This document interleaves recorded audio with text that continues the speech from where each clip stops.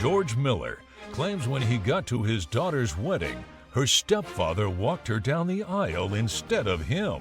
Brianna Miller says, unlike the plaintiff, her stepdad was always there for her. All rise. Court is now in session. The Honorable Judge Lauren Lake presiding. Please be seated. Good morning, Your Honor. Good morning.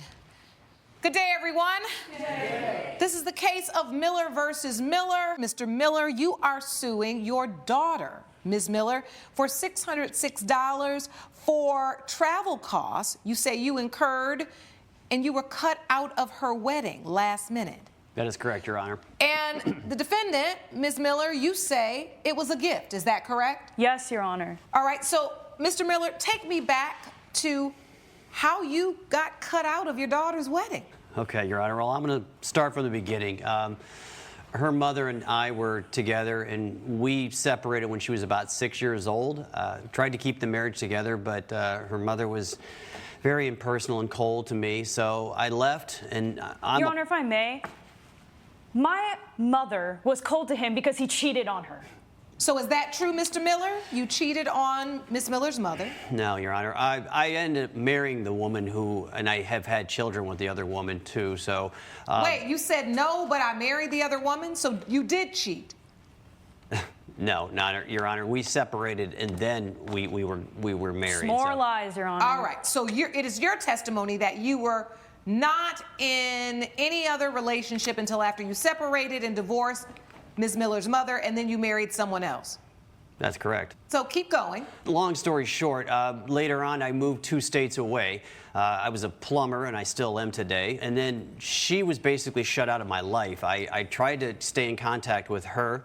I would send birthday cards, Christmas gifts, never getting anything. Your Honor, I never received any of these cards or gifts that he's speaking of. I don't know where this is coming from. And I believe that, Your Honor, because her mother was that vindictive. She would keep things away from her and not allow me to contact her and have anything to do with her. So, Mr. Miller, you say you did reach out, but you're saying your daughter's mother kept that away from you? Yes. And so you all were estranged for how many years?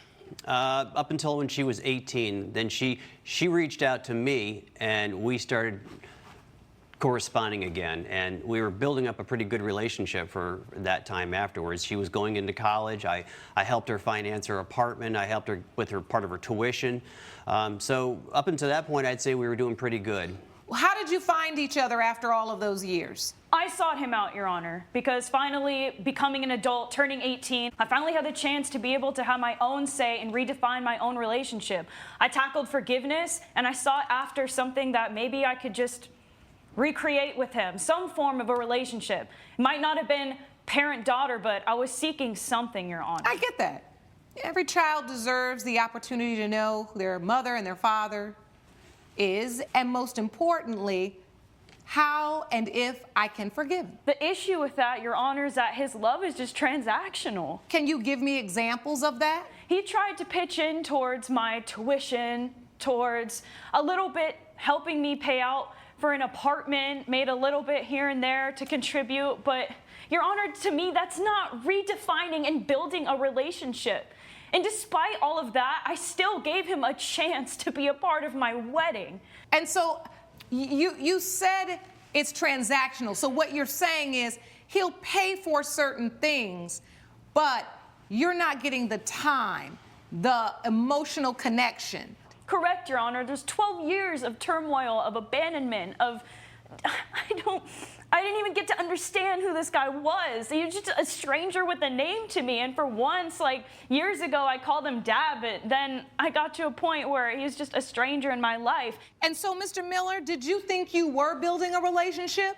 I absolutely do think I was building a relationship. She had extended to me when she was getting married that she wanted me to be in the wedding to give her away, and I was like, okay. I want to go back. How did you build the relationship besides just paying for certain things to help her? And let me be clear. Raising a child and supporting a child of yours, there is a financial component to it, no doubt. That's not easy, Your Honor. I mean, to be 2 states away and try to build a connection or an emotional connection, I don't know how to basically tape that up in 12 years. I mean, I think that's been something we... You just show up. All you have to do is show up. For one time. For the biggest day in my life, you just had to show up. That's all it took. And I did show up. I was there. Yeah, until you made an entire fit. And then I had to, before I'm about to walk down the aisle, Your Honor, before doing that, I had to retouch up my makeup, get all the tears out on my day. Coming up. So who told you they didn't want you there? Who gave you that look? You gave me that look. Yeah, after you yelled at me and made this day about you. You ostracized yourself by not showing up. And when you do, you ruin it. We're back with a dispute between George Miller and his daughter Brianna Miller after he was cut out of her wedding. So, Ms. Miller, I can see how emotional you are, and I understand why.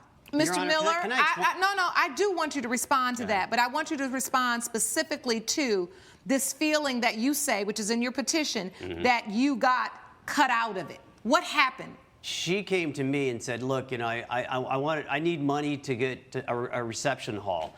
And I said, okay, how much do you need? She goes, I need $5,000 for the deposit. And I said, okay, that's a lot of money for me. I'm a plumber. I struggle to take care of my family, but I'll see what I can do. I did give her the money. Later on, you know, she needed more money for other things, so I stepped up occasionally and gave her more money for the wedding. When the wedding actually happened, it was on a Friday. I had to take off work, had to, by my own expense, fly down to there. It's a weird connection when you're going from Baltimore to North Carolina. I paid for the hotel. I get there the day before, which was supposed to be the rehearsal. I tried to reach out to her many times before then, never got any contact back, was never allowed to show up to the rehearsal, so I never really knew what the heck was going on. And My bad, because I was putting on a wedding. Yeah. Because I was a bride and I was putting together a wedding. So wait a minute. Did you assume you were walking down the aisle, or did she ask you to walk her down? She said, I want you to be a part of my wedding and walk me down the aisle. And I said, okay, I will do that. I said I wanted you to give me away to my now husband. I wanted your blessing, even though it meant zip to none. I still went past that forgiveness, went out of my way to give you another chance to have some significance in my life. And so, wait a minute, Ms. Miller. So was it that you asked him to give you away, so you asked him to walk you down the aisle and give you away? I asked him to give me away to my husband. I asked So what him. did that mean to you? To me, that meant his blessing. Okay, so now we see where a huge, huge miscommunication happened, because the phrase give you away, that's the part of the ceremony that comes right after the walk up the aisle. If you asked him to give you away, it is reasonable for him to think that means you meant walk you up the aisle. And it's also reasonable for him to show up to the rehearsal dinner and clarify that. And why To didn't show you up. come to the rehearsal dinner, Mr. Miller? You said you didn't know about it. How did you not? How did you fly in and you didn't get any information? You didn't have anybody to call? I didn't have any information. I kept reaching out to people. I got nothing back. So I showed up early the next day when I did finally get some information as far as where it was going to be held at. Then that's when I basically got the shuffle off to the side. Yeah, you're not in the wedding. You're going to be sitting back here. And I'm like, excuse me? I'm supposed to be part. I'm part of the wedding. I helped pay for the wedding. I want to talk to my daughter. So that's when I took her aside. And you said to her, what's going on? I thought I was supposed to walk you down the aisle. That is correct. And then what happened, Ms. Miller? I'll tell you right now, it was not a discussion. It was him yelling and getting mad that someone else, who rightfully so, took his place and walking me down the aisle and giving me away to my husband. And what made you switch to your stepfather? I decided in the rehearsal dinner, knowing that my biological dad did not show up, it wasn't even an option at that point. He wasn't there. He probably wasn't going to show up either. So before the rehearsal dinner, you were going to have your biological father walk you down the aisle, and then at the rehearsal dinner, when you didn't see him, you decided to tell your stepfather to walk you down? Correct. I solidified that decision, Your Honor. All right. And meanwhile, you're thinking he didn't show up for you, and I get it. You want him there. He did show up for you with the $5,000, but he didn't show up for you. You thought he wasn't there. With those And you got triggered about all the abandonment and everything that had happened in all the years, and then you worked yourself up. And I will say, honey, bride brain is something else. So you get to the wedding, you get basically benched, Mr. Miller. I hate to say it like that, but that's what you felt like, I'm sure. Correct. And you watched somebody else play what you felt like should be your position. However, her stepfather, he obviously had a very significant part in your life if you asked him to walk you. Yes. So this was the man that raised you? Yes. So, he did. Mr. Miller, given the circumstances and how long you had been estranged from your daughter, and I know you had done some you've given financial support, is there a way that you could have just said, you know what, this is all working out odd, but we really just reconnected. I'm happy, she's happy. Why pull her aside and make a big thing about it? Why not just let the stepfather, you know this person stood in the gap. Why not just allow him the space to walk her down the aisle and allow her to have a day? Why express your disappointment then? Well, I think, Your Honor, I think it was obvious. When I showed up, everybody just kind of shuffled me off and acted like I shouldn't be there. Who said they didn't want you there? You were in the rehearsal hall. You weren't in the middle of the aisle amongst everyone in the ceremony.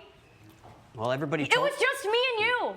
It was just me and you. So who told you they didn't want you there? Who gave you that look? You gave me that look. Yeah, after you yelled at me and made this day about you.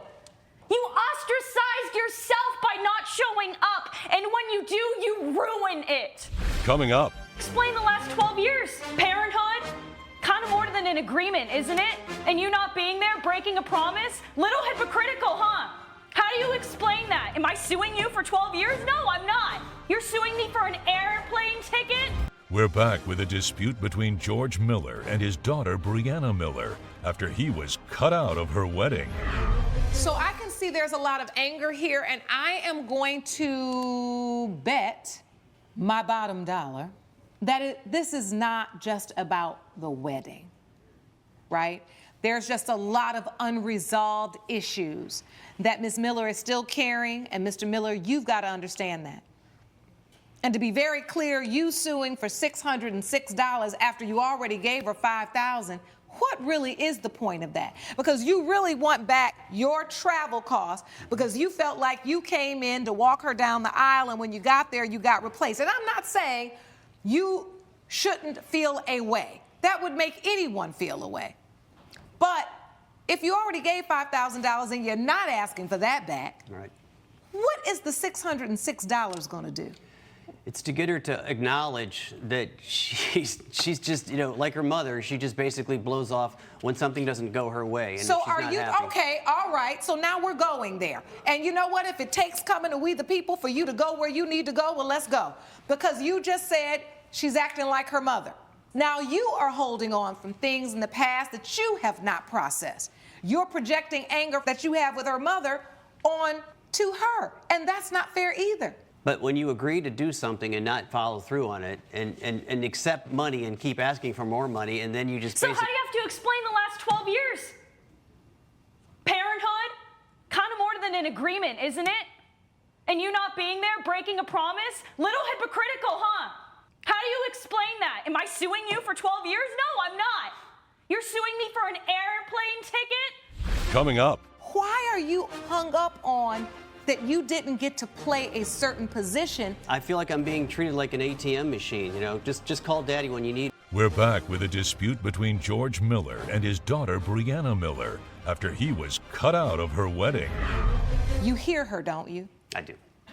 And so if you've spent all of this money, a $606 plane ticket, why are you hung up on that you didn't get to play a certain position when it's a position you didn't play for the majority of her life anyway? I feel like I'm being treated like an ATM machine, you know, just call daddy when you need me. I forgave you. Is there a price to that forgiveness? Because I'm going to be clear. What I have learned, being a woman of a certain age and having been through many relationships,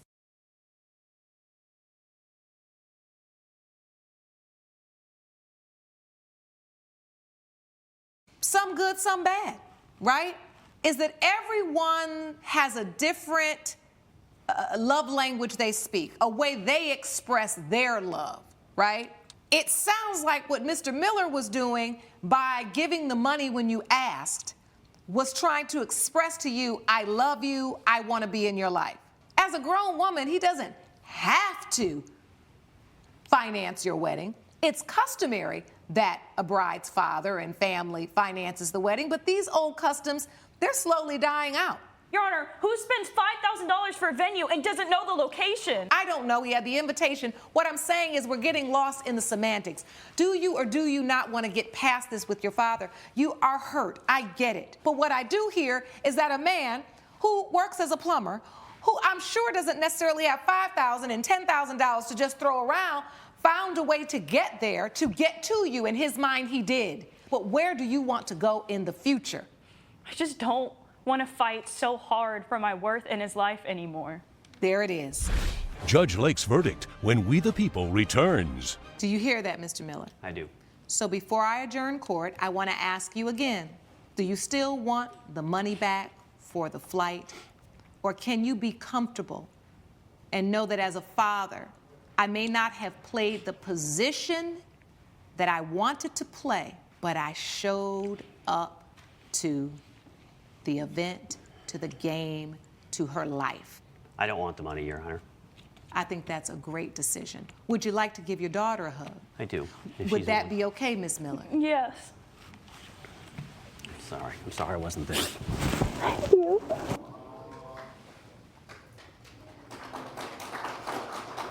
Very good. You can go stand with your father. You all been across the aisle long enough. It's time for you all to figure out how to remain on the same side of the aisle and not let life and misunderstanding separate you again. This is a new day and a new opportunity to grow together. Do you understand? Make the best of it. It's a blessing to have this opportunity. Thank you. Thank you, Your Honor. Judgment for the defendant. Court is adjourned. All rise. Judge Lake has ruled in favor of the defendant. The plaintiff's case is dismissed. So what's next for you? We'll see. Just rebuilding from here. Just rebuilding a new connection and a better foundation than transactions. Sounds good. Follow me. Daphne Mason claims she was mortified to learn she was given a fake engagement ring. Jordan Wall says his ex-fiancée was never clear on what she wanted, so he gave her an ethical diamond ring. All rise. Court is now in session. The Honorable Judge Lauren Lake presiding. Please be seated. Good morning, Your Honor. Good morning. Thank you, Sean. Good day, everyone. Good day. This is the case of Mason versus Walls. Ms. Mason, you are suing Mr. Walls for $2,375. He's your ex-fiancé, and you say you sue him for the cost of a fake ring. And Mr. Walls, you say it was an ethical ring. That's correct, Your Honor. So it was not meant to be a real gem. Correct. All right, so take me to how you all met and got engaged. Okay, so I and Jordan met 3 years ago in Aspire, High Life, where I worked, and we were both going to the same university in Austin for business. And we fell in love right away. Like, we were both into nutrition and environment. Like, I have always been very environmental friendly, and he and his family have not been. But yeah, we fell in love, and after like 2 years, we moved in together. It was all like we had a really good relationship. And then eventually we decided on getting married. And so I'm from Germany originally, and I don't need him for marriage, but I thought it's nice, we love each other, like we should do that. But it was not even a romantic thing, which I think now looking back at it really bothers me. Your Honor, But- she yeah. did not want it to be a romantic thing. But I never said I didn't want it. You Daphne, this is the basis of our relationship has been no gender roles, has been The basis of our progressive. relationship has been love, I hope. Of course. You are correct about that, Daphne. Yeah. But we met at the spa. You know, she always steered me towards non-cruelty products, towards, you know, as she said, I come from a family that is not super environmentally friendly, and she taught me about this, and that kind of formed the relationship that we have, or had, was environmentally friendly, was progressive, was no gender roles. So this was something that we spoke about. Okay, so we did, yeah. So this is what we did. So we agreed on getting married, getting engaged, and we said that both of us should have a ring, like an engagement ring and an engagement ring for me. All right. So I went, and you have to know that I don't have a lot of money. I come from, like, I don't have a support system. I live here by myself. He has a huge family. They're really rich. Daphne, but you know yeah. I don't take money from my family. Yes, that's what I come from. Yeah, but you have I a don't- support system. I don't. And I built my own business a year ago, and it's a small, tiny business. I don't have a lot of money. You know that. And we split you know I everything wanted with to be fair. there for you. Get us to the rings. Yeah. So I went, chose like the most expensive, beautiful diamond ring for him. It wasn't the and- most expensive. So you all were going to do something progressive, and you were going to buy A ring Mr. for Walls a ring for the engagement as well. Right. This is what we like. An We like the exchange of idea rings. that we It's both going to be have- an exchange. Correct. So you weren't going to wait until the wedding for an exchange of rings. You're going to do it now for the engagement. Well, we wanted to exchange engagement rings and then, And an you know, engagement of course, party, and yeah. with an engagement party, and then we would exchange, you know, wedding bands at the So you wedding. both agreed on that? We did. Yes, we And- like the idea, both of us. So what went wrong? So we planned a party, an engagement party, where we were to exchange the rings. And I loved the ring he gave me. I was really proud of it. It was like a huge diamond. It looked so gorgeous. And I went and I showed it to everyone. And then after 2 weeks, because I loved it so much, I went back to the jeweler where I bought his ring and asked the jeweler if we can get like matching wedding So bands. do you have a picture of that? Yes. Here, I'll take your hold. Okay. There we go. And the jeweler laughed at me and said it's a fake ring. It's not a real diamond. It's not, fake, a real diamond Daphne, ring. it's an ethical ring. Okay, it's not but it's a fake ring. And it still was. It wasn't wildly expensive, but I still spent a nice amount of money on it. I wasn't going to get But you. the embarrassment, you understand how embarrassing that is? And so these are the rings. Yes. You see, it's a very nice ring. It's a nice ring. I It did looks not nice. spend no Yeah. money on it. I spent loved a it. nice And amount How of does money. nice. anybody else know when they're looking at it that it's not a real diamond? They didn't. The jeweler told me. The basis of our relationship, yes, is love, Daphne. But having such a care for the environment and worrying about the environment, you know, a moissanite But now you ring, made I me can look like make an sure idiot. it's not a conflict diamond. I can make sure it's not a blood diamond. Okay, I okay. can- If you choose an ethical ring, okay, but tell me. Don't let me walk around like a fool showing everyone my diamond ring when it's in I fact didn't not. think Why it- didn't you I just thought- tell me? Coming up, She really I dislikes me. understand there is tension between you two. There's no doubt about that. She but she thinks does not that I'm hate marrying you. him for the money. And Okay. I'm constantly proving that I don't like, think it helps that you're upset about the ethical ring. and later, And she stayed for 3 nights. And on the 3rd night, they left food out. And that is when a bearhead came and destroyed the property. we're back with the case of Daphne Mason, who brought her ex-fiancé Jordan Walls to court over a fake diamond ring. Where is the ring that you bought Mr. Walls? Where is this ring? Where's the ring you bought Mr. Walls? I'm wearing it right now, Your Honor. Oh, yours goes on I the am. pinky. It is a pinky Okay, that's ring. how it goes until you move it to your ring finger. Well, again, not something we talked about as far as which finger it goes on. I typically wear a pinky ring. I didn't expect And my then at the marriage- my man engagement ring to be on my pinky, but that's what she chose. Okay. So I didn't ask her if she wanted a diamond or The a man moissanite. engagement ring. The man engagement ring, yes. All right, let me see it. Sean, can you please? Thank you. Thank you. All right. So it's nice. It has diamonds going. Wow, all the way around. Very nice. It's not even about the money. It's really just me feeling not valued as a woman by his side, especially by his family. Okay, Ms. Mason, I get it. I really do. However, I'm getting to something you said earlier, Mr. Walls.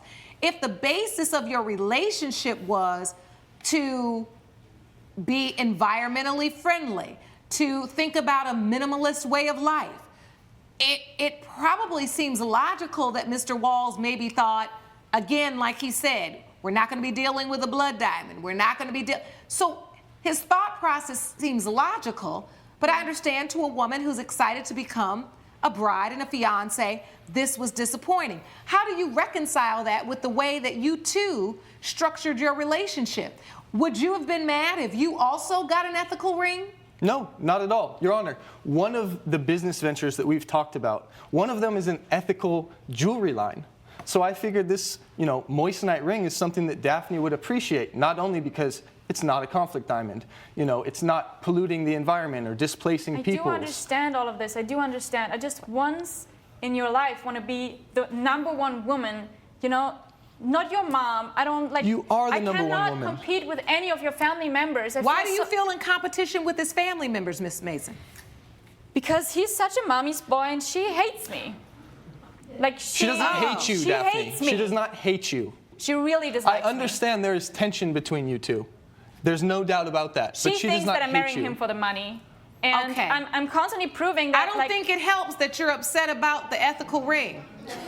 Well, Are you all still engaged right now, or are you married? no, I broke up. You broke up with him over this. Okay. So I was just devastated. I just wanted honesty. I don't know. I just wanted to feel like. if you want honesty, though, Ms. Mason, you have to give it, right? And it could have been a simple conversation about, I love ethical jewelry. I want to do the jewelry line. But when it comes to my engagement ring, this is what I want. It was really important to me. You can't be passive aggressive about things like that and then get upset. You might have ruined a really great relationship over just a ring. I'm going to give you your ring back, Mr. Walls. Thank you. Here you are. Mr. Walls, do you have anything else you'd like to add before I adjourn court? Your Honor, it's a shame to be here. I didn't want to be here. Obviously, Daphne is someone that I really care about. I understand the tension from her side, the tension with my mom thinking she's after family money, thinking that she's after a green card. I understand her side. I just really wanted a diamond ring. If you would have communicated that with me, I know. I think we could have moved on. And I know. I didn't want to do this here, but it's been very difficult getting in contact with you. And Daphne, if you want a real diamond ring, Oh I'm my happy to do it the God. right way. Can we do it again? You marry me with a real diamond ring. I've been so stupid. You still want to marry me? I do. I love you. Really? I love you, Daphne. I love you too. I want.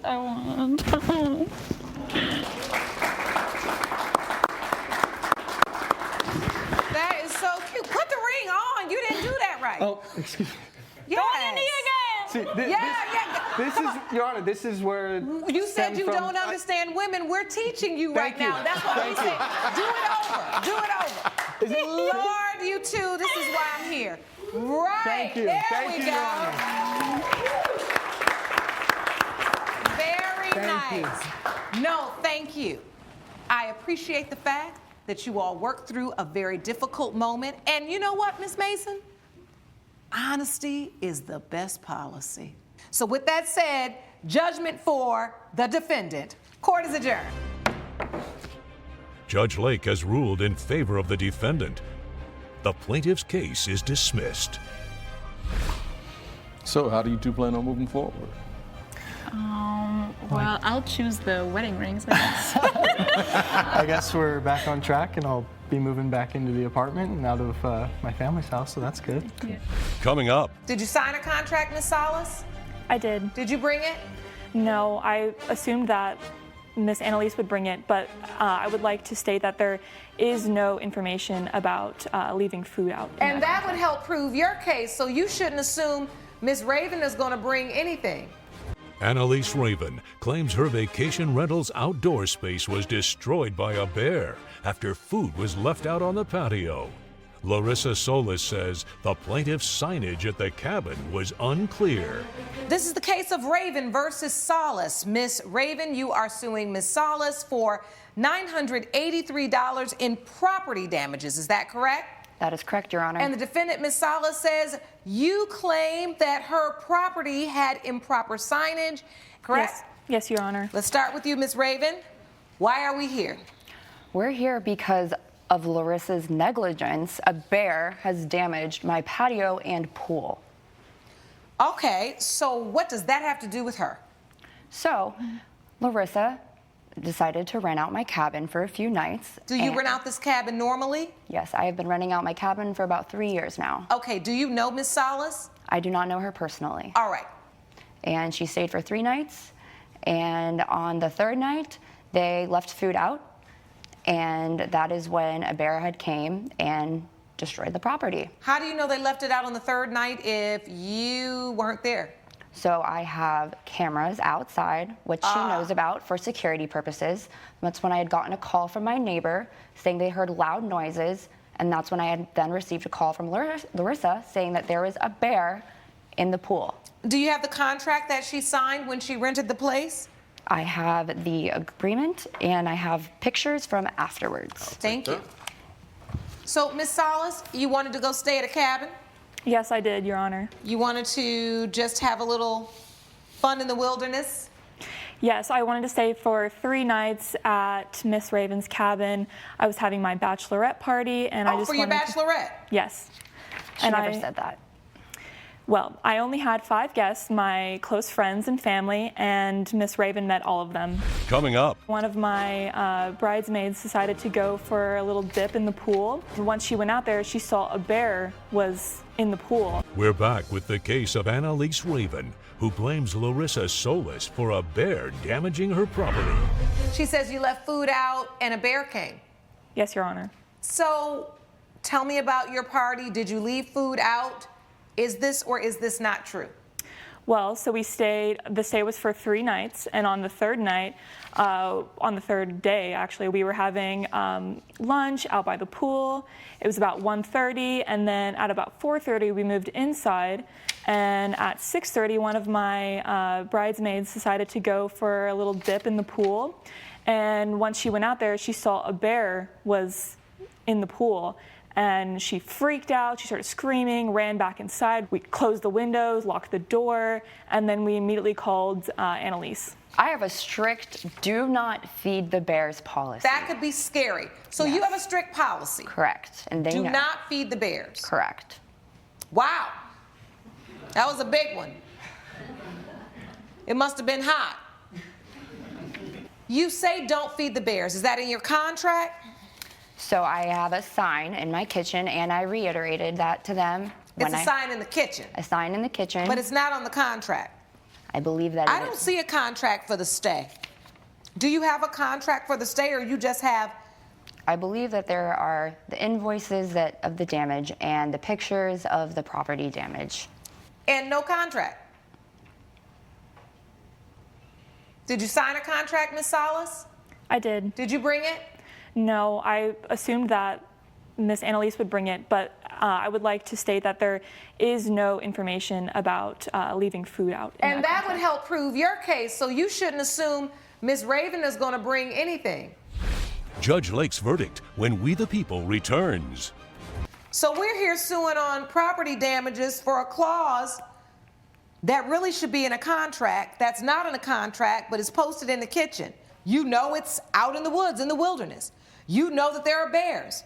So much so that you tell people don't feed the bears.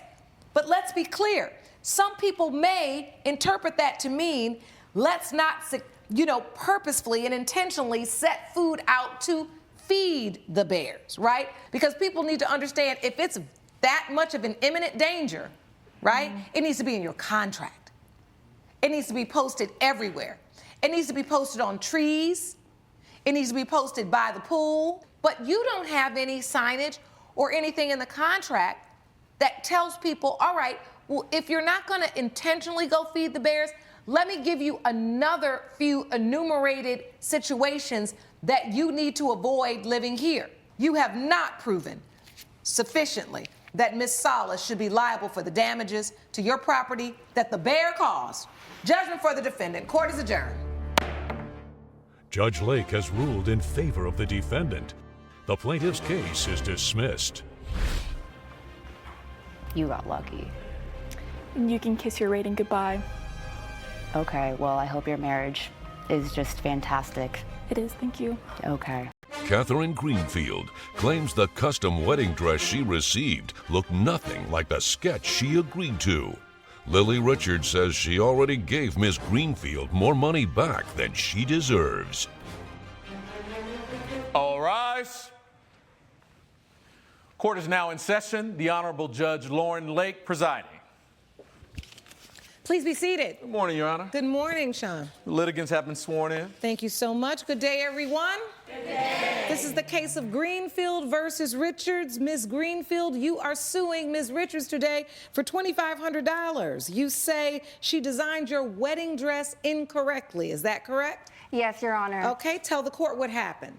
Today I am suing Lily Richards for $2,500 because she promised me a beautiful customized wedding dress. But when I went to pick up the final product, it looked nothing like the sketch that we agreed to, and she refused to give me a refund. Okay, take me back. How did you find Ms. Richards' business? My cousin referred her to me. My cousin was very happy with her wedding dress. She had a very gorgeous, elaborate gown. So I trusted my cousin, obviously. So you had seen her work? Yes. She referred you to Ms. Richards? Yes. At your first meeting, did you bring a sketch or did you bring a picture, an example of the kind of dress you wanted? I brought 3 inspiration photos. Do you have those today? I do not have the inspiration photos, but I do have the original sketch that she agreed to do versus the dress she gave me. Okay, let me just have those for now and then keep walking me through the process. You show her this originals, you show her the inspiration. Yes, She says, yes, I can do that. photos, Hold Your on, Honor. Ms. Richards. I'm sorry, Your Honor. So what I want to know is you go to her, you bring the inspiration photos. From the inspiration photos, you decide on this dress. Before we reached that design, she did show me around her showroom. She tried to convince me to buy a dress that was already made. I did not like any of the dresses. It took her hours, Your However, Honor. I feel like she was really trying to make a sale because she told me, oh, any dress here, if it's not to your liking, I could customize it, I could add more embellishments. That's not Okay, what I but said, Your Honor. stop. I want to hear from you, Ms. Richards, now, and I want you to take me back to your first encounter and the inspiration photos that Ms. Greenfield presented to you. The 3 inspiration photos, did you feel like those were dresses you could accommodate? Your Honor, what she said is that she wanted me to incorporate 3 inspirational photos into some dress. With only 3 months to her wedding, she wanted me to make her a brand new dress from scratch. There is no way, Your Honor, and I'm sure you understand this, that I could create a dress for her in 3 months, incorporating 3 different photos. That's when I begged her and pleaded with her to Your Honor, I to brought go her through 3 to go photos through, because to go through my. Stop. This is what I want to understand. So when you saw the inspiration photos, you said to her, I cannot do what you're asking for in 90 days, so you gave her options. I could do another style of dress, which is, I hope, this kind of sketch. This is what you agreed upon. Or you could take a dress that's already in the shop and I can add to, take away from that. Is that clear? Yes, it is. I just wanted to clarify if you wouldn't mind. Okay, so what I said was that there's no way that I could make you a dress from scratch. First off, she has a very low budget, which I'm not used to, but I took pity on her and I wanted to help her. So I said to her, instead of, just saying no to you, go through my clothes, my beautiful dresses that have already been made, and pick one. And I will do my very best to make your dream day a dream day. I understand. Can you both agree that then you came up with a sketch of a dress, which is this, that you both agreed you would try to make? Is that true? And if it's true, where's the contract that represents that? Your Honor, I did the best I could on that sketch. That you both agreed on? Yes, Your Honor. So this is the sketch that is listed and talked about in this order confirmation? Yes. Did you agree on this dress? That dress, Your Honor. Thank you. So there's 2 dresses. There's one on the left and then there's one on the right. Am I correct? The one on the left is so the one. When I say that dress, I meant that is the sketch you agreed on. The left one, yes, Your Honor. All right. And then you're saying, Ms. Greenfield, that the one on the right is the dress you received. She lies, Your Honor. She's a liar. Your Honor, we agreed to the dress on the right. I wanted it to be very lying. elaborate, I told very you she's lying. glamorous, and she gave me the dress on the left. I did the best I could, Your Honor. I did the very But best. you all just said the opposite. Yes, I wanted the dress on the right. I wanted told it to her be I very could not elaborate. make that dress. I made it very clear that I would not be able to make that dress, that if I had to make that dress, the dress would be shifted, it would be, it just wouldn't look right, Your Honor, and it would be damaged. Then why did she sketch it in the first place? Because I wanted to help you. I took pity on you. coming up. So you gave her the dress Right. and $1,000 Yes, back? I did, which I thought it was a wasn't the very full refund. extremely Stop generous talking offer. at the same time. And later, It's this yellow envelope, and it has a wad of money in there. You know, just shocked as, you know, anybody would be shocked to find money in a couch Yes. that you just randomly That you got. just paid $300 Exactly. for? And you found $10,000? Yes. we're back with a dispute between Catherine Greenfield and designer Lily Richards over a custom wedding dress. Sound like y'all being petty. That's what it really sounds like. Miss Greenfield, I would like you to tell the court in this moment, and I want to be clear once again because I said earlier, the dress on the left is the one that you wanted, and the dress on the right is what you got, and somebody said yes. So the truth is, it is this dress over here is the one you wanted on the far end. Yes, Your Honor. And you got the dress that's closer to me. And Yes, she that is agreed on accurate. that dress. She agreed on the Please dress. tell me what about, and I see a difference, but it is not so substantial from the sketch. Oh, I'd she like wants what she wants when Miss she- Richards, I am going to always give you a chance to respond, but you've got to allow me an opportunity to have her say something that you can respond Very to. upsetting, Your Honor. I know you're upset, but be quiet for a minute. Okay, just tell me, what was the huge difference? What were you disappointed about? I wanted floral embellishments covering the entire dress, going all the way down. Okay. I wanted pearl beading with crystal lining, and I wanted some more shape and lining up in the bodice area. Okay, and you wanted all this for $2,500. Yes, she told me she could do it. Miss Richards, now I want you to tell me from the dress that she asked for, how did you come to make the dress on the left? Okay, I explained to Catherine over and over and over that I would not be able to do exactly what she wanted. There's a family relationship here, and I wanted to stay in good standing. I really tried to do the very best that I could. Let me now address the order confirmation that you gave me. It says one bridal gown with customization. Quantity 1, price $2,500. Ball gown style dress, client wants fuller skirt. We got a fuller skirt. Add floral embroidery down the dress. I see floral embroidery down the dress. Add pearl beading lined with crystals. Is that the bodice? Yes, Your Honor. It's the bust line, Your Honor. Just She the wants bust to line. accentuate her breasts on her own wedding, turn it into some kind of a striptease Oh, my God. or a burlesque show. Your A wedding Honor, should she be elegant. A she wedding has been should be rude and beautiful. A wedding is unprofessional a with me blessed this entire event, time. Your Honor. And Hold on, let's get some order. First of all, there is nothing about this dress that looks like strip club, so I don't know what you're talking about. I realize you're upset, but you're taking it too far now. I want to now understand, you're telling me that you promised her that it would be substantially similar if you couldn't get it to her at her price. None of this is on your order confirmation, though. I understand that, Your Honor. Unfortunately, a lot of it was verbal. I trusted her, and I thought that we could work I trusted together. her, Your Honor. I spent believed her. hours on that dress, Your Honor. I spent hours. What did you end up wearing? Did you end up wearing the dress?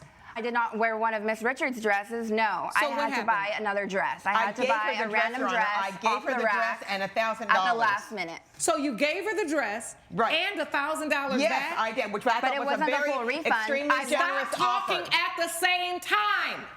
You gave her the dress and $1,000. So when she complained, you said, I'll give you the dress and $1,000. I could not give her a full refund because I had already embellished and customized the dress, which means that I can't resell it. So out of the goodness of my heart and because I cared about her, I gave her $1,000, which I thought was an amazingly generous offer, and the dress. All right, so you can resell the dress. No, she can't. Yes. Miss Richards, if she owns the dress, she can resell the dress. What are you talking about? I'm a brand name, Your Honor. Yeah, you're a brand name that sells dresses to people, and once they pay for them, they're theirs to resell, give away, wear, and do whatever they want to do. I'm starting to question how doing business with you really was. That's one thing in court. You got to know when to talk, and you got to know when to be quiet. Yes, Your Honor. There's no way she could probably make the dress you were talking about for $2,500. The two dresses that I'm looking at are not so different. And it is for that reason I am not going to rule in your favor, Ms. Greenfield, because as a bride, no, you're going to hear me. Don't talk. Everything outlined in this contract is done on that dress. And I hate that you didn't have the dress you wanted for your wedding and you had to go buy something else, but that does not mean that Ms. Richards did not perform her duty to the best of her ability. And with that said, judgment for the defendant, court is adjourned. All rise. Judge Lake has ruled in favor of the defendant. The plaintiff's case is dismissed. I know you had something against me from the Saw beginning. right through you. Oh my God. She saw everything. You know what? You're going to pay in another way. No, Just I'm wait. not. Just no, wait. I'm not. Just and you know wait. what? I want that dress back. You give me You know my what? dress I'd rather back. throw it away. You may now exit the courtroom. I'd rather throw that dress away. Coming up, And she said this guy that I went to high school with posted on social media that he got a vintage couch and found $10,000 in it. And I was like, really? And I looked at it and I was like, he looks like the guy who bought my mama's couch. Susan Howard claims she sold her late mother's couch at a yard sale, not knowing there was $10,000 inside, which clearly belongs to her. Michael Smith says he bought the couch fair and square, so anything he found is his. Ms. Howard, you are suing Mr. Smith for $10,000. You say he refused to return, and it was found in your mom's couch. Yes, All right, and Mr. Smith, you say the plaintiff should have checked the couch before she sold it. Common sense, Your Honor. All right, Ms. Howard, I want to start with you. Yes, I did a yard sale, and one of the things I sold was my mother's couch. How much were you selling the couch for? Yes, I was selling the couch for $400. All right. But the defendant bargained me down to $300. Okay, and I didn't wanna that's be not stuck with unheard it. of in a Yes, garage sale, in a exactly. yard sale, right? I mean, that's what makes this all bizarre. It's a yard sale. Whatever's on the yard is for sale. How in the world do you find money in it? I had some cleaners come in that night and actually, deep clean that couch. They alerted me that they found an envelope underneath. It's this yellow envelope, and it has a wad of money in there. Just shocked as, anybody would be shocked to find money in a couch that you just randomly that you got. just paid $300 Exactly. for, and you found $10,000? Yes. Yes, ma'am. Yes. So what did you do the moment you found it? You should have given it back to me. I started shopping online. So hold on, Mr. Smith. I do want to understand this, and I appreciate your honesty because if that's what you did, that's what you did. You thought you would come up on $10,000, but the question becomes, how did this get posted on social media? If you tell your friends this, no one's gonna believe you. So I posted and I'm like, yo, I just got a really good deal on this couch that I picked up at this yard sale. I found $10,000, and all my friends are laughing and hearting the Does anybody emojis. have a copy of that post? Yes, Yeah. Your Let Honor. me see it, please. Here it is, And right again, here. she only has a I'll take the copy rest of the because she has a evidence as team well. of investigators that searched who I am and what I bought from the yard sale. Came up on this couch at a yard sale. I found $10,000 in it.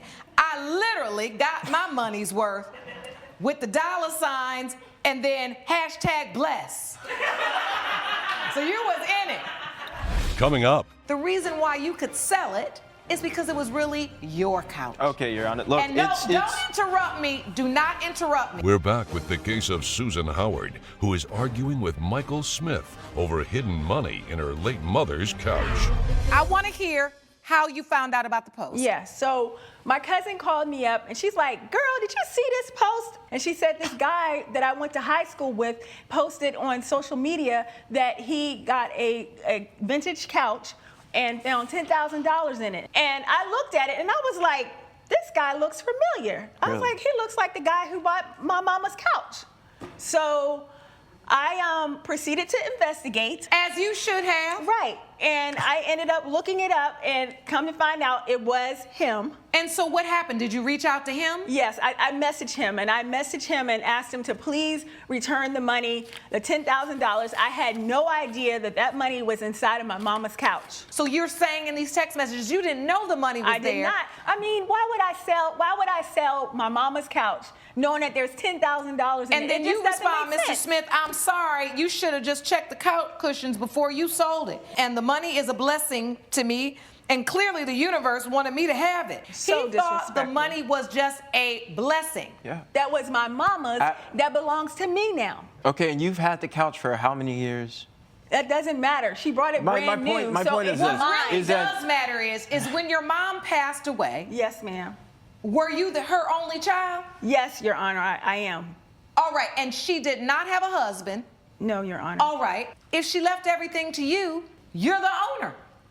And even though you still refer to it as your mother's couch, the reason why you could sell it is because it was really your couch. Okay, Your Honor. Look, And no, don't interrupt me. Do not interrupt me. Judge Lake's verdict when We the People returns. You posted it, you celebrated, you confessed, and at the end of the day, you alerted Miss Howard. Finders keepers is a thing. Finders keepers only works when the owner never comes back to seek out the property that was theirs. And Miss Howard came back days later and asked Doesn't you. matter. Days later. Listen, Doesn't matter. Days later. And listen, the couch is yours, but the money is hers. And it's interesting to me because it is not unheard of for money to be hidden somewhere in a house. Therefore, judgment for the plaintiff for $10,000. Court is adjourned. Thank you. Thank you. All rise. Thank you. Judge Lake has ruled in favor of the plaintiff.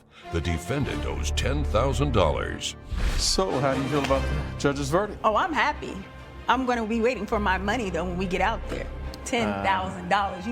You better return a whole bunch of stuff that you purchased because it's mine. Delusion is one hell of a drug. Ryan Murray claims he went to his barber to look his best for a potential ad campaign. But a botched haircut cost him the job. Chase Weathers says Mr. Murray wouldn't stop moving, so he only has himself to blame. All rise.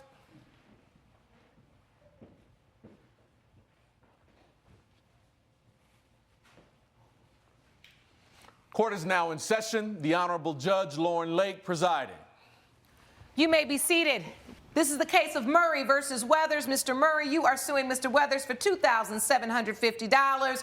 You say that he was negligent with respect to barber services. Is that correct? Yes, Your Honor. All right, and the defendant, Mr. Weathers, you say you did the best you could with the services under the time constraints. Is that correct? Yes, Your Honor. All right, tell us what happened, Mr. Murray. So I received a phone call from my agent at the time, and they told me that I had a opportunity to be a part of a new hair care product service, and they casted me for it. But I needed to take a picture and attach it to the contract in order to send it back, in order to be casted. At the time, I needed to get a haircut. I called Mr. Weathers because he's been my barber, and I trusted him for the past 9 years. Okay. And I told him that I needed to get a rush cut because I needed to have this picture in by the deadline, which was 5 p.m. I get to his barbershop at 1:45 because I'm always on time. I wait until 2 p.m. He had someone else in the chair at the time, which is understandable because that's just how the barbershop works. You called last minute. I did. Okay. I did. And so he had someone else in the chair. After he was done with that person in the chair, another guy came and got in the chair before me.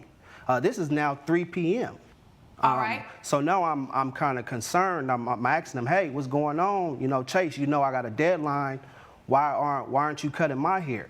He proceeds to explain that he has express services and that they're paying more money than I am. Oh, is that a new thing? So, okay, so you can pay your beauty and barber professional extra money and what, go in front of other people, or how does that work? You tell me, Mr. Weathers. Yes, Your Honor. So with the express cut, say, for example, you were in the seat getting your hair cut. You just got into the seat. Somebody comes along and say, hey, I have $100 for your express cut. You would have to get out the seat. That person would get into the seat and get their full cut and happen to leave. Even if I had an appointment? Yes, ma'am. And Yes, I don't Your get Honor. nothing of the express cut money? You don't get any of the express money. Any of it. I own my own barbershop. I have my own rules. I'm well known around Detroit, Michigan. King Weathers. King Weathers said I have my own rules. Yes, What ma'am. are your rules? Yes, so one of my rules are express cut. So like I said, once you come in and you want to pay $100 for express cut, you'll be next. The cut happens to happen at 4:30, 4:45. So when that happened, I'm cutting his line. A lot of things are happening behind me, far as the sprayer that you put for your hairline is unplugged. I'm plugging it back in. He was distracted, Your Honor. He was distracted. He was on the phone with his girlfriend. He watching the TV. He talking to other customers. He eating chips in the back of my head. I felt chips on my head, Your Honor. You had chips on your head? I felt chips on my head. Yeah. Cool What Ranch kind of Dorito. chip? Cool Are they Ranch. salt and vinegar? That's my favorite. It was the Cool Ranch. If I may, Your Honor. Listen. So you say he was busy back there. He wasn't busy doing a good job on your hair. Not at all. But with the relationship that you had with Mr. Weathers, Mr. Murray, why didn't you just say, hey, man, this is really important to me? Like, come on. I did. I kept asking. I say, hey, what's going on? He said, hey, man, this is my shop. Like you say, he has his own rules. So he's talking to everybody. He's more concerned with being the center of attention than cutting my hair. I'm not more concerned to be the center of attention. I do well at what I do. He decided to take my cuts for 9 years. This has never happened, Your Honor. Are you eating the chips and talking on the phone, Mr. Yes. Weathers? Yes, he Your said Honor. yes, he is. Yes, he Your is Honor. eating the chips. Yes, Your Honor. Because you haven't had any time to eat because you got express cuts and a full schedule. Yes, Your Honor. Coming up, When you get done with the haircut, what was wrong with it? Your Honor, I came to get an edge up, and he gave me a jagged edge. Oh. Yeah. and later, I showed her 3 or 4 different pictures. Were you all in a relationship? It was your yard? It was a polyamorous relationship. I was living in their house. we're back with the case of Ryan Murray, who brought Chase Weathers to court over a botched haircut and a lost job.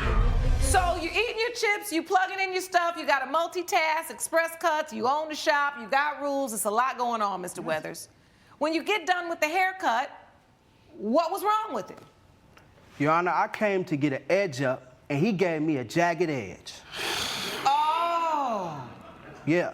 So wait, it was little jack-o'-lantern? It was floating to the left like Gumby. You remember Gumby? Oh, yes. It floated like that. I know that.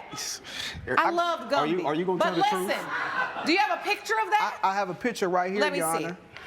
As you can see, it's slanted.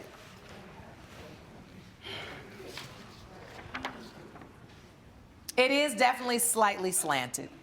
I can't stand that the line isn't straight. But I do understand that in a rush, eating chips and moving around, how this could happen. So when you spin around in the chair, do you immediately notice that your hairline is crooked? Judge, I let out a scream. The whole barbershop heard it.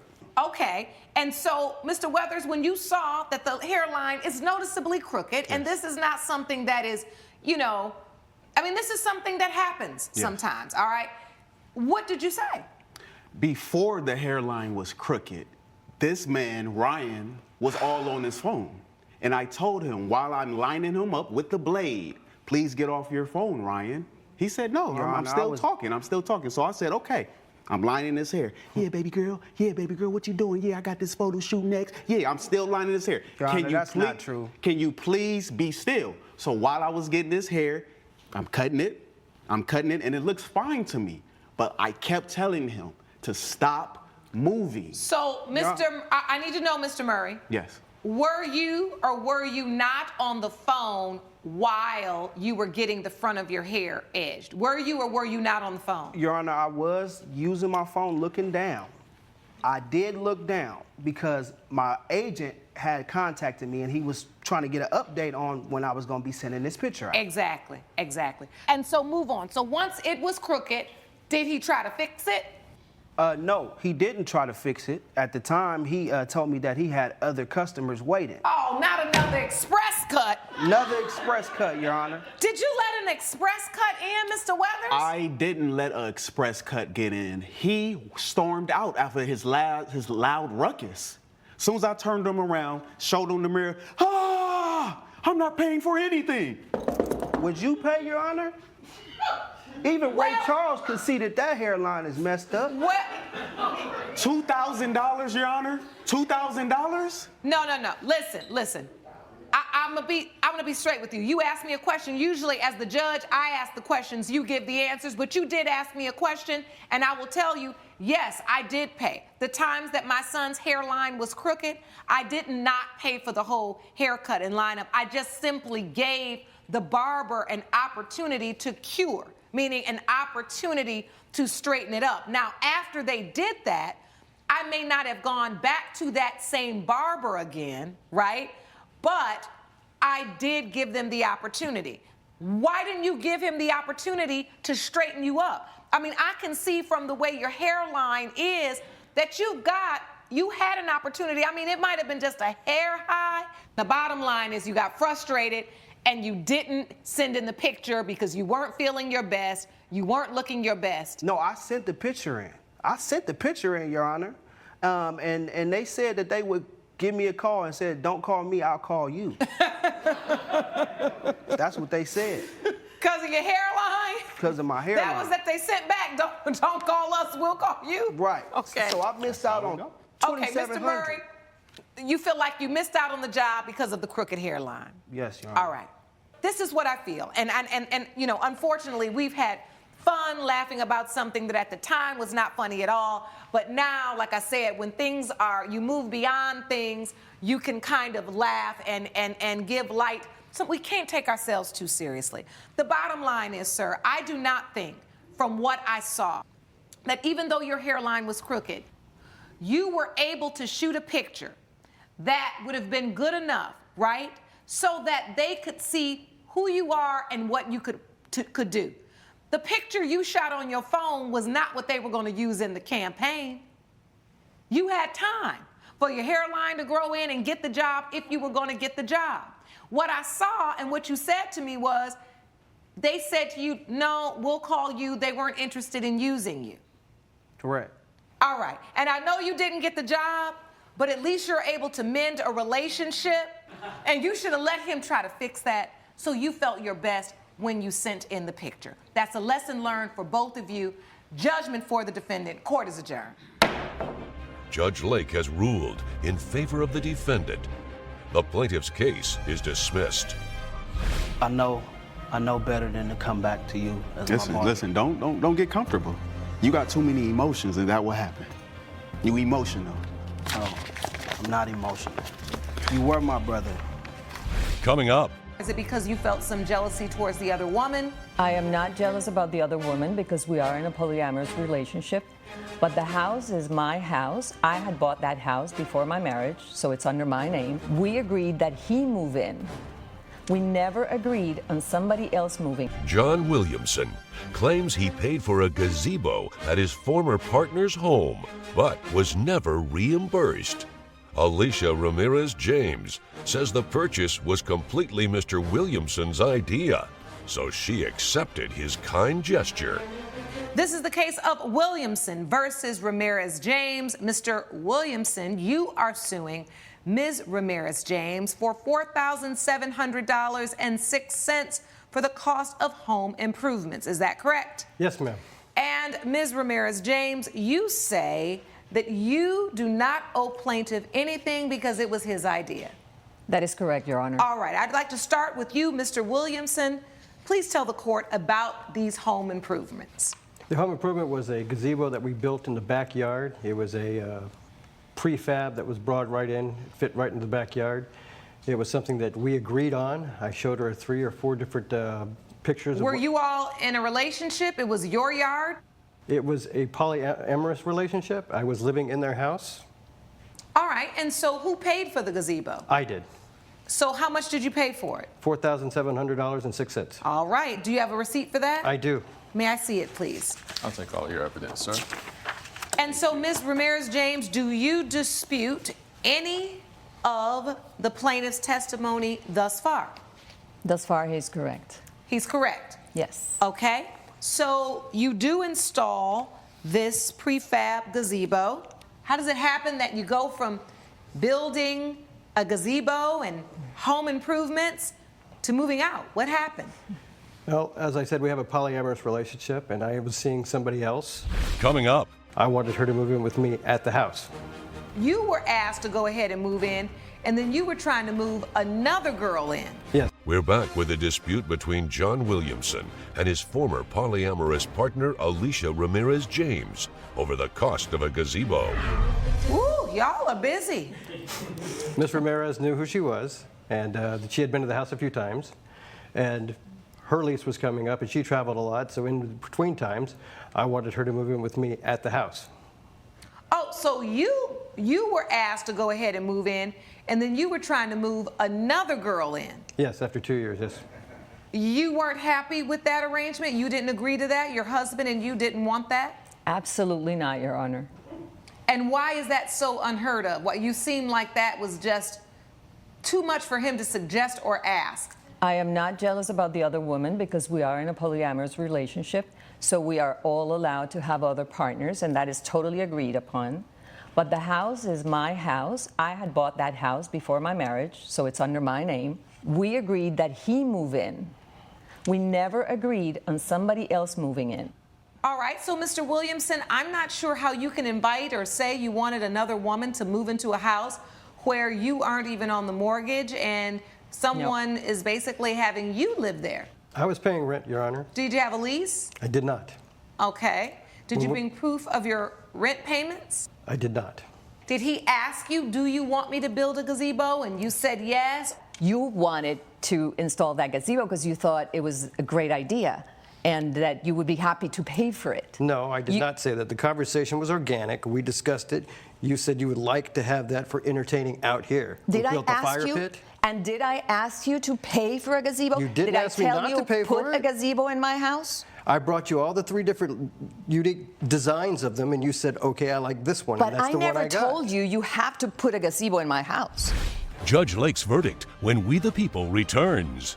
I cannot find a circumstance where this court would demand that Ms. Ramirez James and her husband be responsible for the financial part of that gazebo. And listen, the reason why I'm struggling, to be very honest with you, is because it does really feel like they came up. Like they really got a benefit. But at the end of the day, you were paying $1,000 a month. Yep. You had no lease. At the drop of a dime, you could just decide you're moving out. That is no expectation. I mean, to be very honest with you, you didn't give any notice. You were able to just move out. You had benefits as well by not being the person on the mortgage, right? Yes. So both of you all had benefits in this, and you haven't presented any evidence to this court that would suggest that it was ever an agreement of all of you that you all were going to pay jointly for this gazebo. And so for this reason, judgment for the defendant. Court is adjourned. Judge Lake has ruled in favor of the defendant. The plaintiff's case is dismissed. It is what it is because it's fair. It's not fair. Of course you know it's fair. No, it's not. You gave it as a gift. A ring's a gift. How can a you necklace come is here a and gift. say it wasn't a $4,700 gazebo is not a gift. You couldn't give her any proof. Diana Ruiz claims her former partner spread untrue statements about her to members of their church and the wider community. Fred Turnick admits he blames his ex for their daughter's death, but says none of his statements were false. All rise. Court is now in session. The Honorable Judge Lauren Lake presiding. You may be seated. Hello, Your Honor. Hello. Thank you, Sean. Good day, everyone. Good day. This is the case of Ruiz versus Turnick. Ms. Ruiz, you are suing Mr. Turnick for $6,400 for slanderous comments. Is that correct? Correct. And the defendant, you say that the plaintiff is irresponsible and an alcoholic. That's correct. All right. I'll start with you, Ms. Ruiz. You say Mr. Turnick made slanderous comments about you. Correct. In what respect? He basically has been telling our community and in the church community that I'm drinking and that our child died because of my drinking. And that was through a car accident that I had. So basically, I picked her up from school, and then I went to the parking lot where I was, right? And I changed her. Then we left to go to her practice and for soccer practice. When I was on the way to soccer practice, that's when a car passed the red light and hit my car. while you were en route to soccer practice? Correct. Okay. And your daughter was injured fatally? When we were at the hospital, I asked for her because I was minor scratches, but my daughter didn't make it. Oh, I'm so sorry to hear that. Thank you. So, Mr. Turnick, Ms. Ruiz is saying that you're making slanderous comments. You both have been through so much, and I'm so very sorry for your loss. And now we're here because she's saying these slanderous comments are causing her significant damages. Can you tell me a little bit about how you're feeling in this? Your Honor, first of all, nothing that I've said is untrue.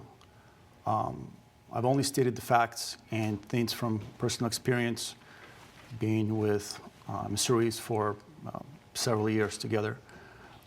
She was an alcoholic. She was drinking while we were together. She was drinking while we were pregnant. There was an incident where she was drinking in my apartment, and she got so drunk that she was vomiting blood. I had to take her to the hospital because she was vomiting blood while 4 months pregnant. Oh, my goodness. So my statements are backed by fact. Nothing that I've said about her or her reputation were untrue, Your Honor. So. So, is there a reason why? I mean, you all have been through the most unspeakable pain, and whether or not you were together in the relationship, you shared a child together, and you both lost that child. Is there a reason why you feel it necessary to even speak about Ms. Ruiz in public? Denise she was my best friend. I loved her from the day she was born. My daughter she made me the happiest man in the world.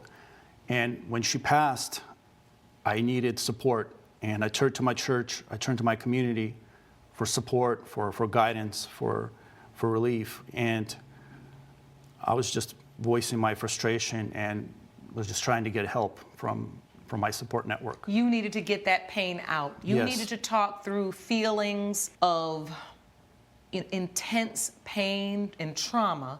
And so it wasn't your intention to defame Ms. Ruiz in any way, but to talk about your lives and how you were interacting before and after your daughter's unfortunate death. Is that correct? That is correct. All right.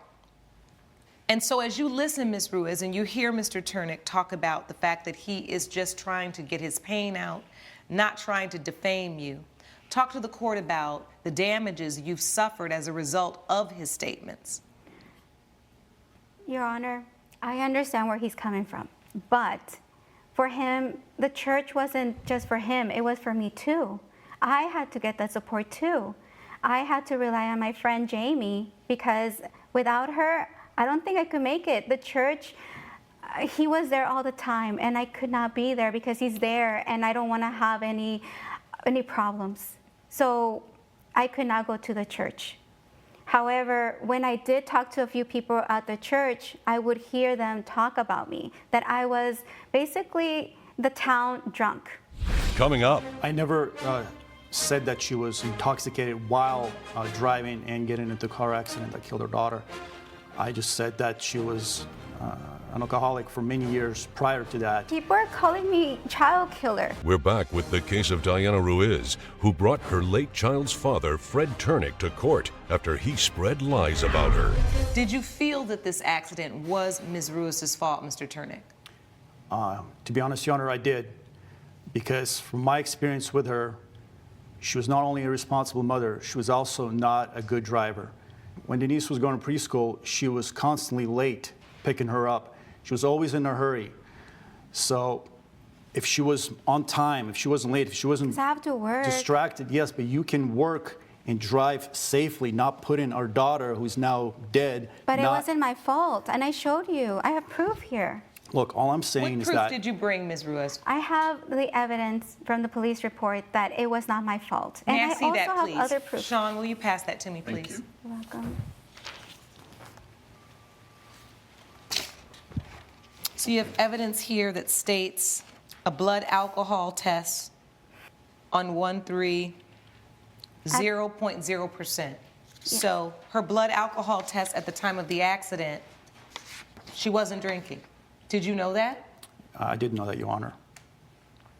But they... And then here's a collision report, police report, saying she was not at fault. But I don't So think... have you seen this as well? Yes, but the report doesn't indicate if she was speeding. I don't know what if she was distracted. I still think that there was a possibility that she could have avoided this accident. I wasn't there. All I know is that years prior of being with her, of raising our child together, An accident. she was distracted. She was late.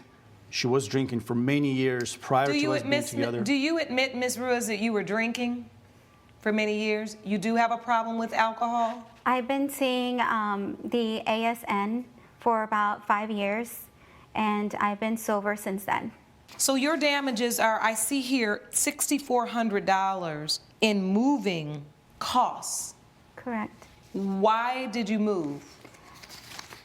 It was very painful for me. I was born and raised in Paso Robles, and I felt that that was the place where I wanted to have my family, to grow up, my own family.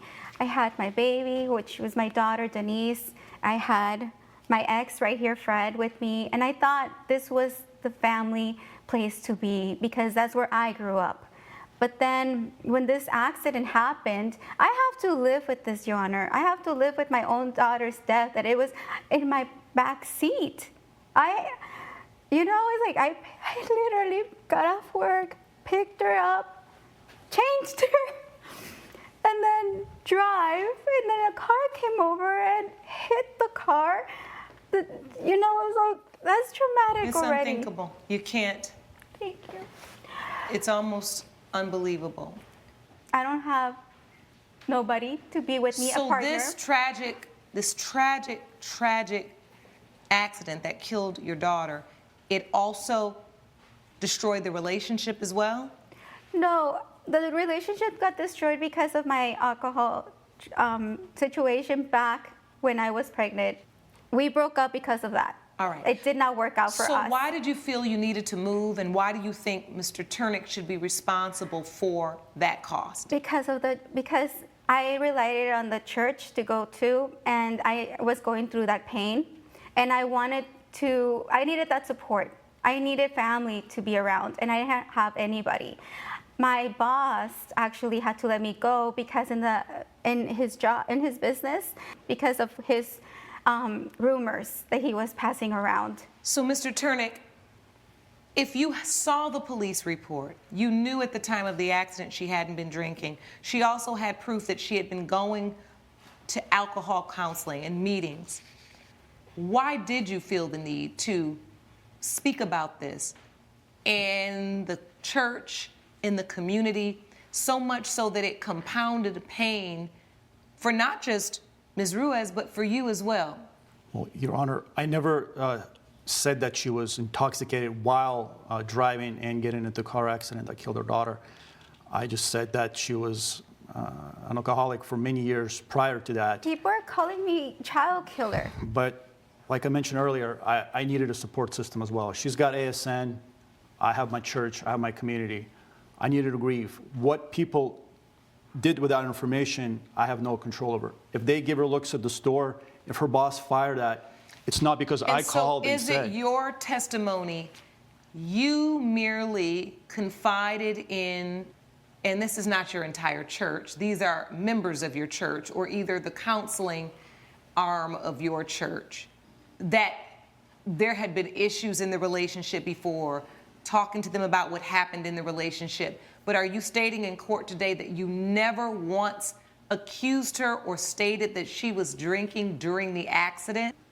That is correct. I never said that because I knew from the day that we broke up, when she was vomiting while pregnant, I knew that she signed up for ASN and that she took responsibility and she took action to solve her problem. So I knew she started going to ASN and cleaning herself up. So I did know that most likely she wasn't intoxicated while driving, although I don't know for sure. Coming up. I can attest also to the fact that he did make slanderous remarks that even I know of and heard of. What did you hear that he accused her of being drunk and causing the... We're back with the case of Diana Ruiz, who brought her late child's father, Fred Turnick, to court after he spread lies about her. Ms. Ruiz, you brought a witness. I'd like to hear from her. Ma'am, will you please stand and approach the podium? Hi. Yes, Your Honor. You've been sworn in. Please state your name for the court. Jamie Heldon. Ms. Heldon, what relationship do you have to Ms. Ruiz? I am her counselor at Alcoholics Support Network. Okay. And are you here to testify on her behalf that she has been, in fact, attending meetings? I did see several pieces of paper and certificates from the center in the evidence folder. Yes, Your Honor. I can attest to the fact that she has been sober since the birth of her daughter. I've known Diana for 6 years now.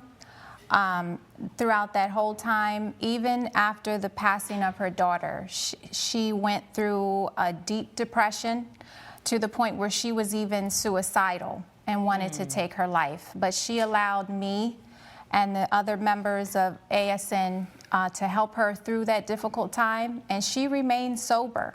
And Fred did not make it easy for her. I can attest also to the fact that he did make slanderous remarks that even I know of and heard of. What did you hear? That he accused her of being drunk and causing the death of her daughter. And members of the community were going around with that information and saying that she was a child killer. Coming up. I didn't hear him say it personally, but there were members of the community that told me that he... We're back with the case of Diana Ruiz, who brought her late child's father, Fred Turnick, to court after he spread lies about her. Did you hear that personally? Yes, I heard it personally. You heard him say it personally? I didn't hear him say it personally, but there were members of the community that told me that he... But they aren't here? No. So that's hearsay? They're not here to testify about that? They told it to me. Exactly, but you did not hear it firsthand? No, not from his mouth. All right, thank you. I've heard sufficient testimony. This is very difficult because you all have survived the unthinkable, which is the death of a child. There are no words that I can even string together right now that could, I'm sure, describe the pain and the trauma that you felt and are still feeling. And this is why this is so difficult, because you're in court today suing for moving expenses that you felt like you needed. The other hand, Mr. Turnick, I hear you when you say, I really relied on my church and I needed to speak to people about what we've been through. To have to hear a dispute between parents who have lost a child so recently is, it's just very difficult. Ms. Ruiz, even your witness testified that she had not heard firsthand Mr. Turnick say anything that would defame you, but she had an understanding through hearsay. That's testimony I can't accept. Judge Lake's verdict when We the People returns. However, Mr. Turnick, through his very own testimony, leads this court to believe that you were, in fact, at church speaking in a slanderous way about Ms. Ruiz. It was interesting to hear you say you confided in your church members, but it was to the exclusion of Ms. Ruiz. And it would seem to me that this would be a conversation you would invite her in unless you held some very hard feelings and deep in your soul feel like she was responsible, despite the fact that the police report and the toxicology says she is not. This was neither of your fault. Speaking badly about the other does not bring your daughter back. But unfortunately, I do believe, Mr. Turnick, the statements that you made cause very real damages to Ms. Ruiz. It is for that reason, judgment for the plaintiff for $6,400. Thank you, Your Honor. I hope you'll find a way to work through this so your little girl can rest in peace. Thank you. Court is adjourned. Judge Lake has ruled in favor of the plaintiff. The defendant owes $6,400. I can't believe this. I mean, why did you have to take me to court? You're just rubbing salt in my wound. I know It's what your you're going fault. through. You could have gotten a job, get a loan, going pay this for through it yourself. too. We're not even together. You have to understand what I'm Yeah, going well, through. why am I responsible for your expenses moving to Seattle?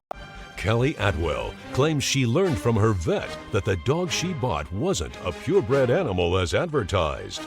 Riley Sermons says the dog has the genetic makeup of the designer breed, but offered to pay for the DNA test anyway. All rise. Court is now in session. The Honorable Judge Lauren Lake presiding. You may be seated. Hello, Your Honor. Hello, thank you, Sean. Good day, everyone. Good day. This is the case of Atwell versus Sermons. Ms. Atwell, you are suing Mr. Sermons for $4,687.40 for misrepresenting a dog as purebred. Is that correct? That is correct, Your Honor. And the defendant, Mr. Sermons, you say that the plaintiff understood the return policy and you offered to do a DNA test. 100%, Your Honor. All right, I'll start with you, Ms. Atwell. What kind of dog is at issue here? The issue is that I thought this dog was a purebred Klee Kai, and instead he gave me a mutt and charged me the full price of a purebred. All right, so how did you find Mr. Sermons? I found Sermon through an advertisement that I found online because I really wanted a Klee Kai dog. Can you speak up for me just a little? Yes.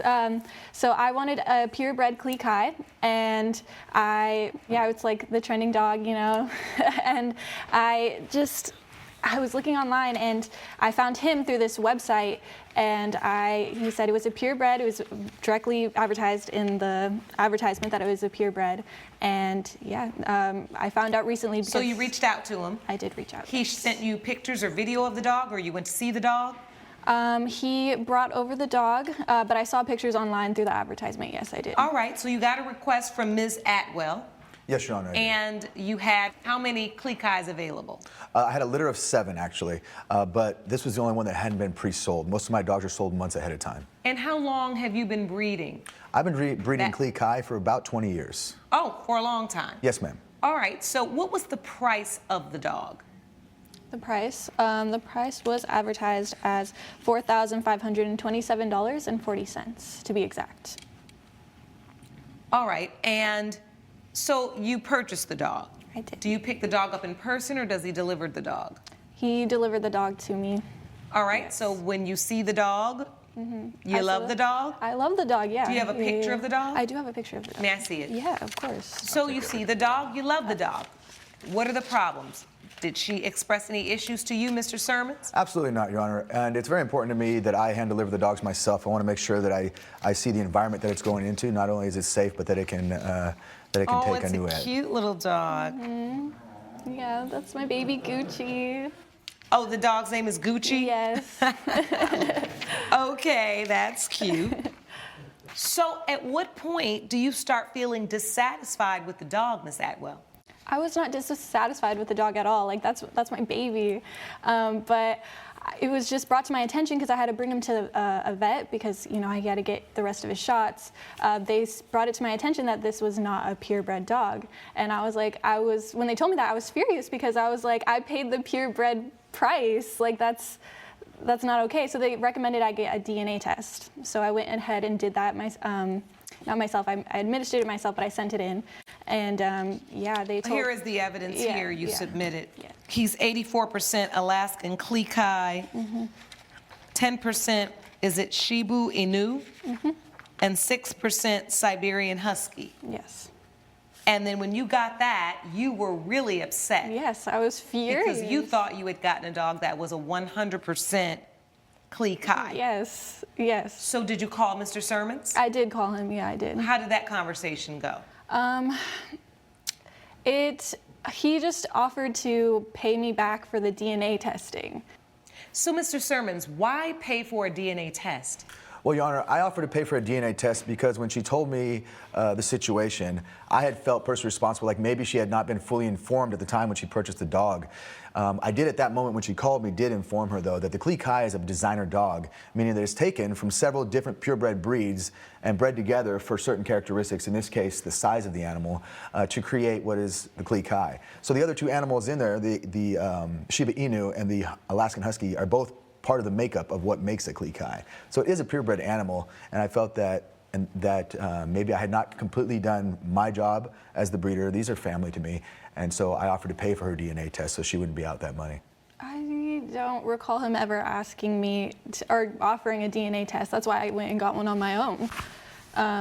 But yeah, I don't remember him offering me that. And why did you get a DNA test? Because my vet told me it was not a purebred dog. Coming up. How much research did you do on this particular type of dog before you buying one? Or did you just see them all over the internet and think they were cute and I want one? And later. You never thought to ask Ms. Hernandez? No, because she's potty trained, but once I was there, she forced me to use that diaper. Because accidents happen. We're back with the case of Kelly Atwell, who brought Riley Sermons to court for not selling her the purebred dog she paid for. You get upset, you call him, I want my money back. Yes. I want my dog. Yes. But I want my money back too. Yes. Yeah. And so what was your response, Mr. Sermon? Well, at first I was completely confused. I didn't understand why she was calling me and what her issue was. This is why I explained to her the genetic makeup of the dog and what goes into making them. At that point, I offered to, if she found it necessary, to take the dog back and return her money. So you offered her a full refund on the dog? In exchange for the dog back, yes, ma'am. For the dog back? Yes, Your Honor. Okay. But you didn't want that? It just doesn't make sense for me to give back the dog after, I don't know, it's again, my baby. I wanted the full money. He's offering you a full refund, But and I would have to according give to back the statement you made to the court, you refused. I don't want it. Yeah, I didn't want to give back the dog and just get back my money like that. Then How much research did you do on this particular type of dog before you buying one, or did you just see them all over the internet and think they were cute and I want one? I did see them all over the internet and think they were cute. I mean, I saw Sophie Turner and Joe Jonas had one, and I was like, okay, yeah, they're cute. I want one. That's honest. That's honest. Yeah. It doesn't sound like you did a lot of research. Luckily, my staff here did do some research, was able to determine that an Alaskan Klee Kai, right? It actually means, which I thought was interesting, small dog, but it is in fact a mixture of 3 different types of dogs. And that's how, as Mr. Sermon stated, that this breed is created by bringing together multiple breeds. Did you understand that? I did understand that, but it did show up on the test that it was Klee Kai for 84%. So why would it show up as 84% if it was? Let's ask the expert. Yeah. Why does her DNA test say Klee Kai 84%, but then Husky, and then the other dog for a small percentage, when Klee Kai should be all 3 breeds? Well, the test that she used was an AKC given DNA test. Now, the AKC does not recognize the Klee Kai as a breed. The UKC does. And so what they were doing is they were taking the UKC's designation for the Klee Kai and the other dogs that they found in there. Now, if you'd done a UKC test, it would have shown Klee Kai because all those make up the Klee Kai, or it would have split it up separately into the 3 different breeds.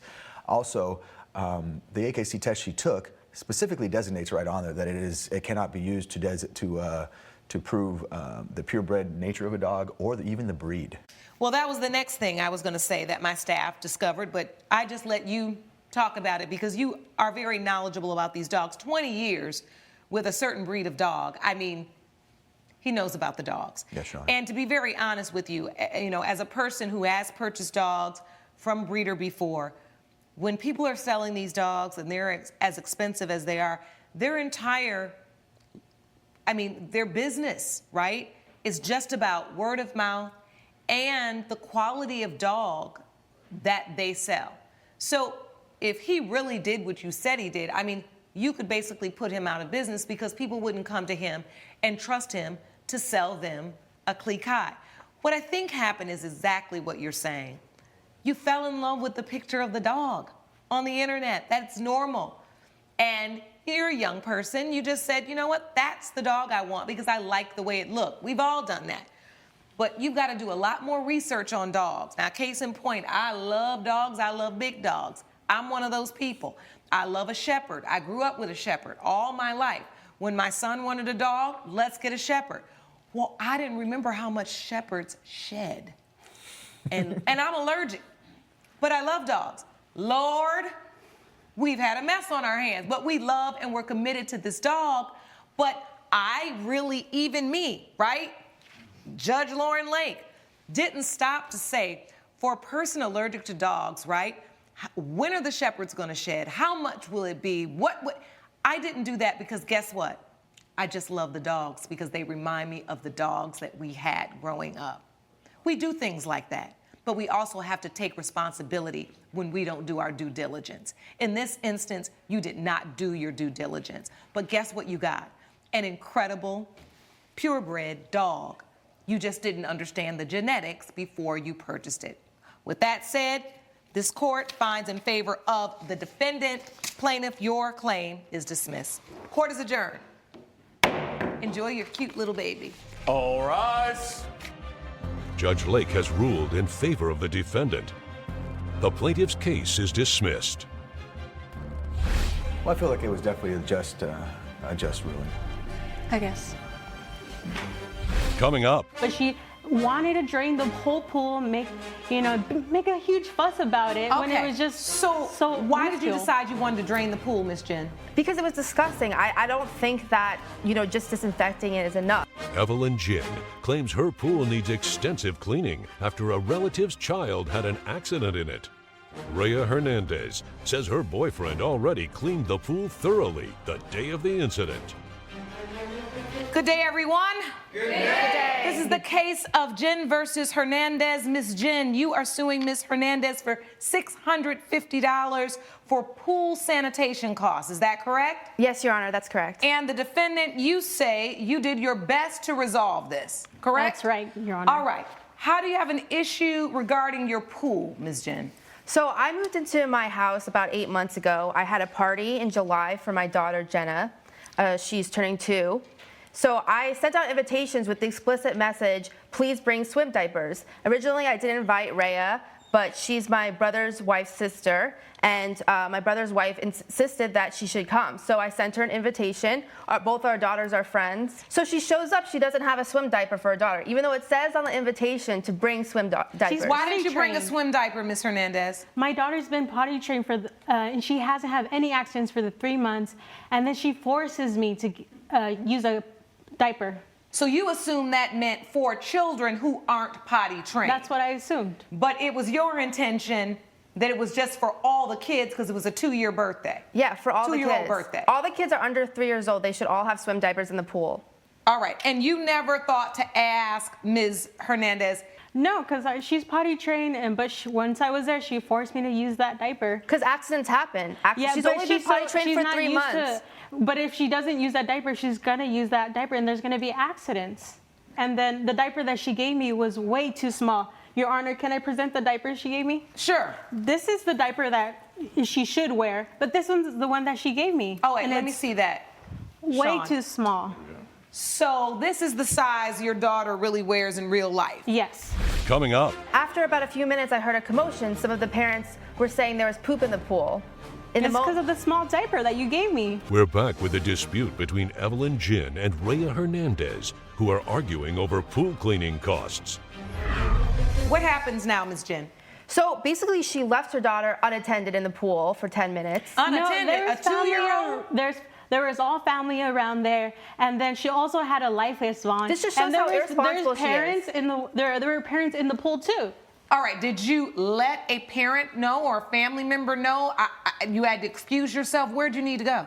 I just needed to just go to the bathroom real quick. Okay, so you just need to go to the restroom. Yeah. All right, you're and allowed also to my do that. sister was there too, Sarah.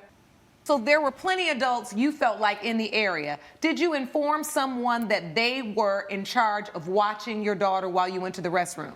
I just told him, like, can you just watch my daughter real quick? And then I just went to the bathroom. Then what happened? Then after about a few minutes, I heard a commotion. Some of the parents were saying there was poop in the pool. It's because of the small diaper that you gave me. So, bottom line is, your daughter had an accident. Yeah, she had an accident. She needed to go to the restroom too with you. Yeah, I guess you did.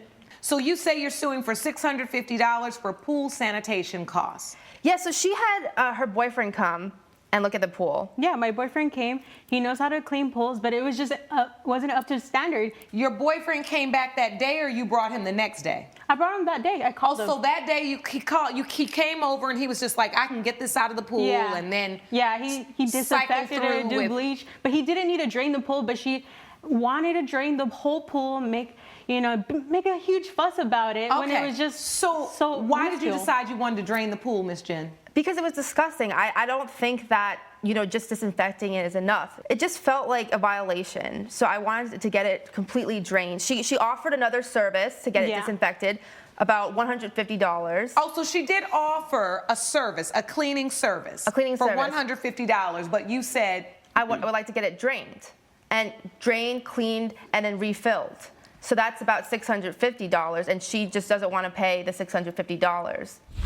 Judge Lake's verdict when We the People returns. So, Ms. Hernandez, you have submitted to the court the price to clean and disinfect the pool, which would have been $150. And I was willing to pay for that. I'm sorry? And I was willing to pay for that. You were willing to pay, and this is from a pool cleaning service. Now, is this the service your boyfriend works for, or another service that you called? This was it was a quote because my boyfriend already cleaned it.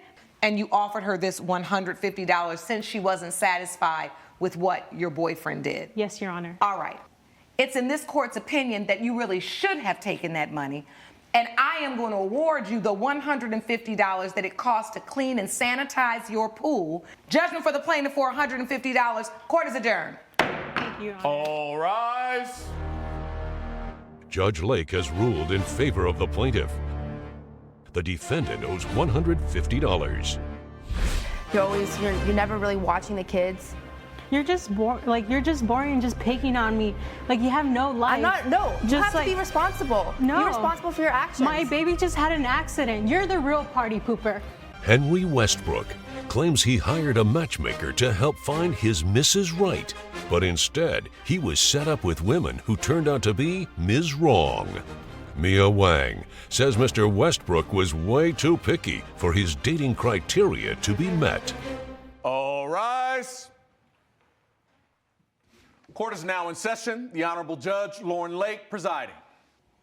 You may be seated. Hello, Your Honor. Hello. Thank you, Sean. Good day, everyone. Good day. This is the case of Westbrook versus Wang. Mr. Westbrook, you are suing Ms. Wang for $1,500 for failed matchmaking services. Is that correct? That's correct. All right. And Ms. Wang, you said you did your job and that Mr. Westbrook's just overly picky. That's correct. So I'll start with you, plaintiff, Mr. Westbrook. So you hired Ms. Wang to be a matchmaker for you? Yes. All right. What prompted you to hire a matchmaker? Well, first of all, Your Honor, at my age and at this stage of my life, I'm a CEO of a PR marketing firm in Manhattan, New York. I'm working really hard. I don't really have time to go out and date. So I said, well, I'm making a lot of money. I can hire somebody to do this for me. So I searched online. Outsource that. Yes. All right. Yes, we have to delegate these things. So I looked online and I found her services online, and I said, okay, this is something specifically for high net worth elite individuals, which is, my community. And so I hired Miss Mia Wang to do this service for me. We drew up a contract. I paid her the sum of $1,500, and she did not. You had to pay that up front? That was, yes, ma'am. All right. So you paid the $1,500 up front, and what did you tell Ms. Wang you were looking for?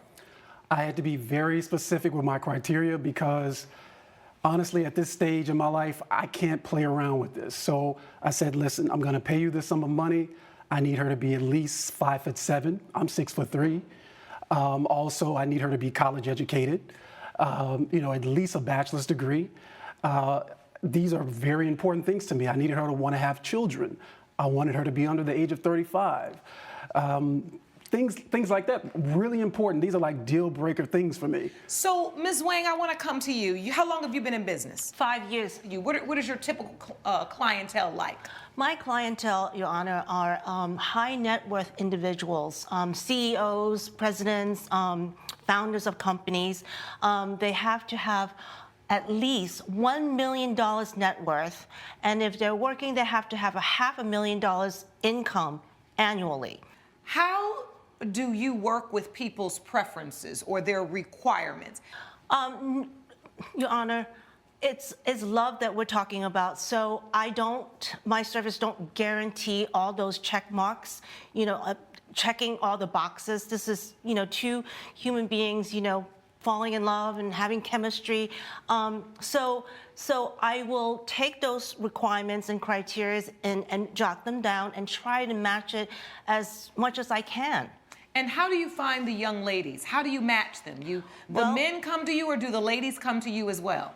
It's both. Oh, great. Yes. Okay. And I have a really fantastic database because I love meeting people. So you all do go into, there's a contract, right? That's right. Did anybody bring that contract? I did. I'd like to see that, please. Yes, Your Honor. Thank you, Sean. So, Ms. Wang, when you do the contract, was this the standard contract that you do, or was there anything different about the contract you did with Mr. Westbrook? No, it's a standard contract. Every time I start with a client and we discuss, all the criterias, I provide my service. And this particular case, my service was promised to Mr. Westbrook that I would bring him 3 dates within a month.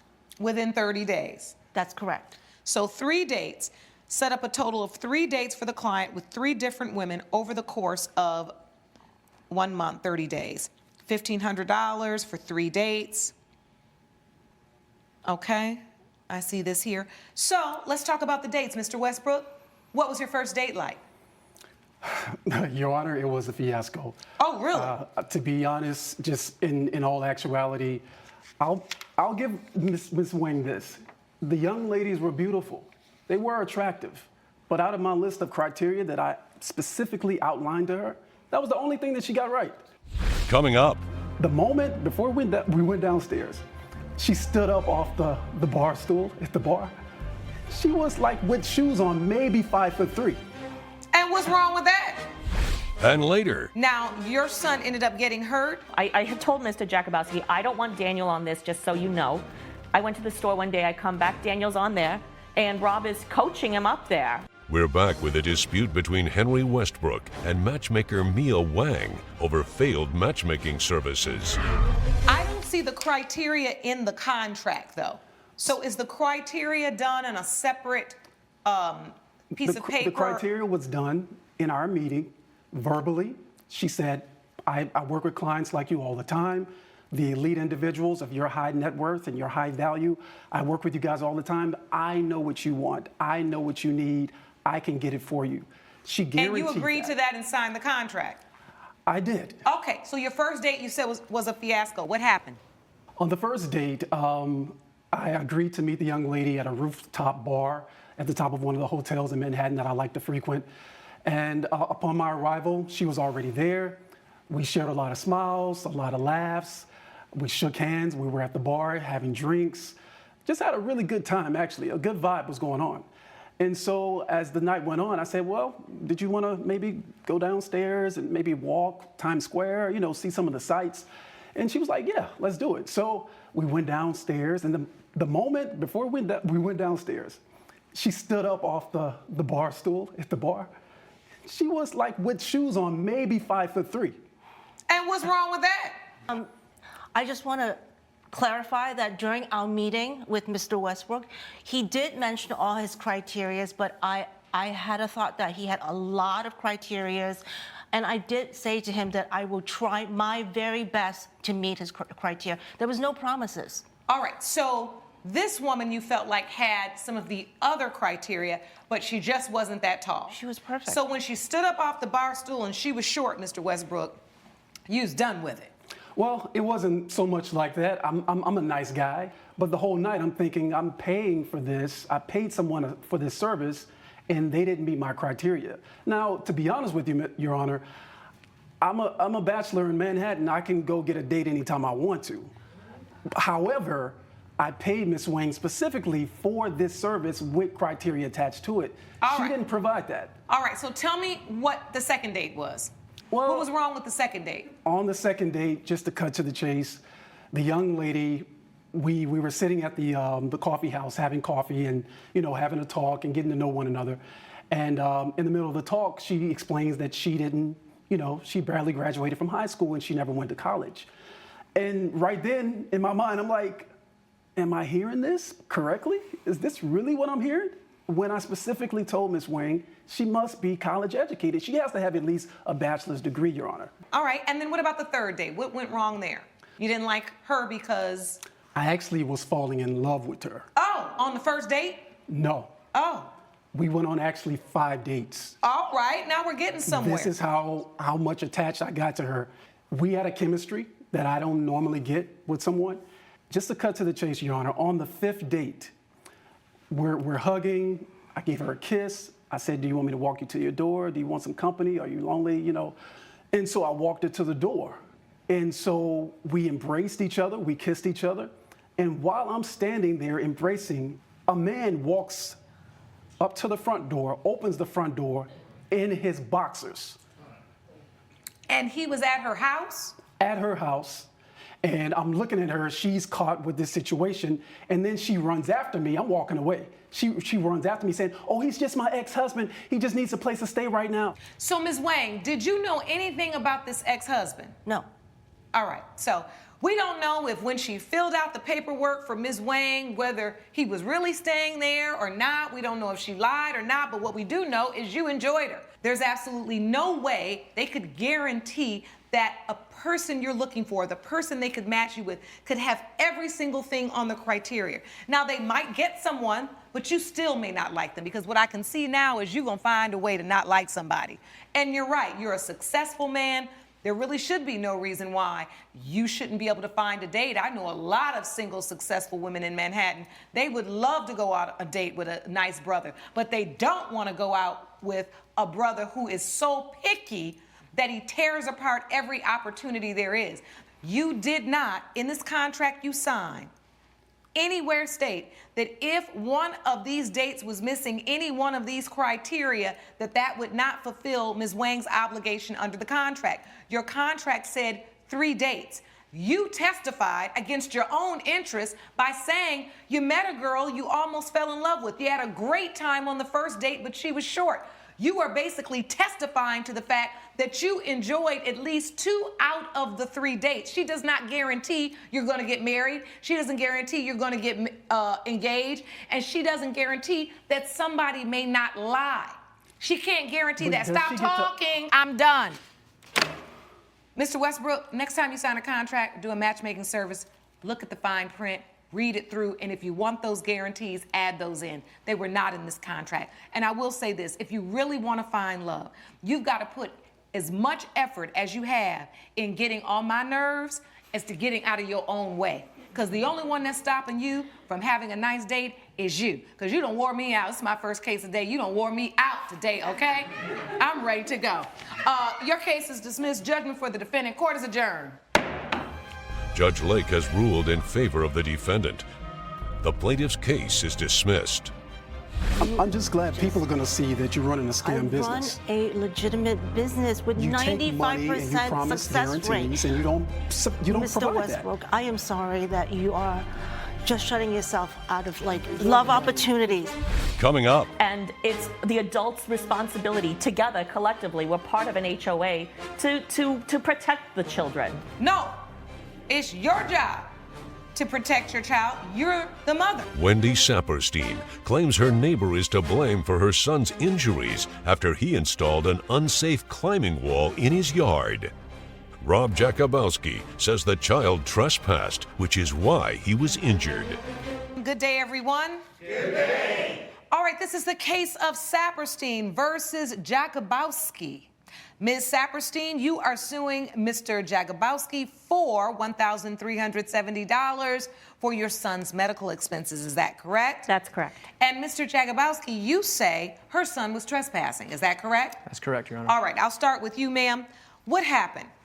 Basically, about a year ago, Rob had put a little jungle gym in his front yard, and the children loved it. They were climbing all over it day and night, and he was letting them climb all over it. And The children in the neighborhood? The children in the neighborhood. Including your child? Yes. How old is he? 10. 10, and what's his name? Daniel. Daniel. Yes. Okay, so the kids in the neighborhood, there's like this thing in the front. Did you bring a picture of it? I did, actually. Okay, let me see. So it's in the front of his yard, and the kids want to play on it. He lets them play on it. Right, and they love it. Oh, okay, so it's kind of like a rock climbing thing. Right, but I mean, look, the mat doesn't even cover the whole pavement. You could just And fall it's off on and the break your head pavement, open. period. You put that there for what? For the neighborhood kids to play on, or because you enjoy this kind of rock climbing activity? I do it for a living and also for my enjoyment. And while we were there, kids took interest, and I allowed them to have some fun on it as well. Now, your son ended up getting hurt? I had told Mr. Jacobowski, I don't want Daniel on this, just so you know. I went to the store one day, I come back, Daniel's on there, and Rob is coaching him up there, like against my wishes. And so for that reason, I'm part of the HOA. I looked up the rules. It said, you know, you can't have garbage in your front yard, so I had him remove it. And then he put it in the backyard. Coming up. You tell me you never asked him. No, because he was in a time of pain. I didn't want to accuse him and raise his stress level. We're back with the case of Wendy Saperstein, who blames her neighbor Rob Jacobowski for her son's climbing injuries. So you complied. You moved your climbing wall to your yard. Is that correct? Yes, Your Honor. All right, and once you moved it to your yard, is your yard fenced in? It is now. After I put it in there, I put a fence around it with no trespassing signs and a lock on the door. So you lock the door, no trespassing signs. I see the fence and a lock to make sure they cannot get in. So from that point, you say your son got injured, Ms. Saperstein. How did your son get into Mr. Jagabowski's yard? Well, I don't really know. I just know that he came to me crying, and he said that he was climbing on the thing just like he had always been allowed to do in the past when it was in the front yard, and he couldn't move his arm. It was limp, and he was covered in bruises and scrapes, and I freaked out like any mother would. Did you ask him, what were you doing over in Mr. Jagabowski's yard after I told you don't go over there? Well, of course not, because he's just a child. And it's the adults' responsibility together, collectively, we're part of an HOA, to protect the children. No, it's your job to protect your child. You're the mother. I don't question my children. I trust them. Daniel's a very good boy. I'm gonna leave it alone, because y'all got this new style of parenting. I figure if he falls out of a tree, that's a lesson enough to stay out of his yard. But it still makes the point that he shouldn't have that in there in the first place. So it's Mr. Jagabowski's fault. Judge Lake's verdict when We the People returns. Promotional consideration provided by. You're watching We the People with Judge Lauren Lake.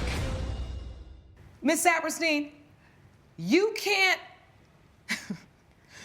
come to court and say you want to sue Mr. Jagabowski for your son's injuries, but when I ask you, how did he get in the yard, you tell me you never asked him. No, because he was in a time of pain. I didn't want to accuse him and raise his stress levels. All right, I've heard enough. So, in your attempt to be such an accommodating mother, you have left the door open so wide that your child is not thinking about safety first.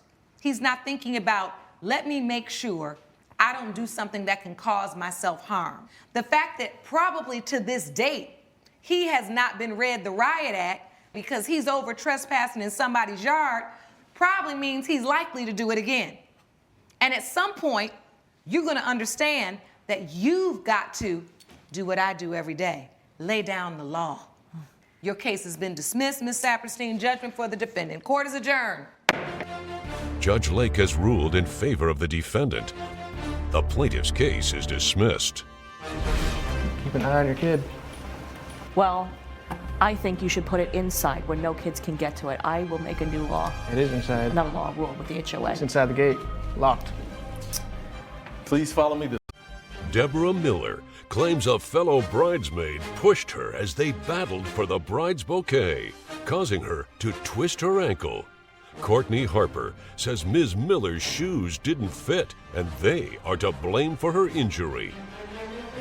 All rise.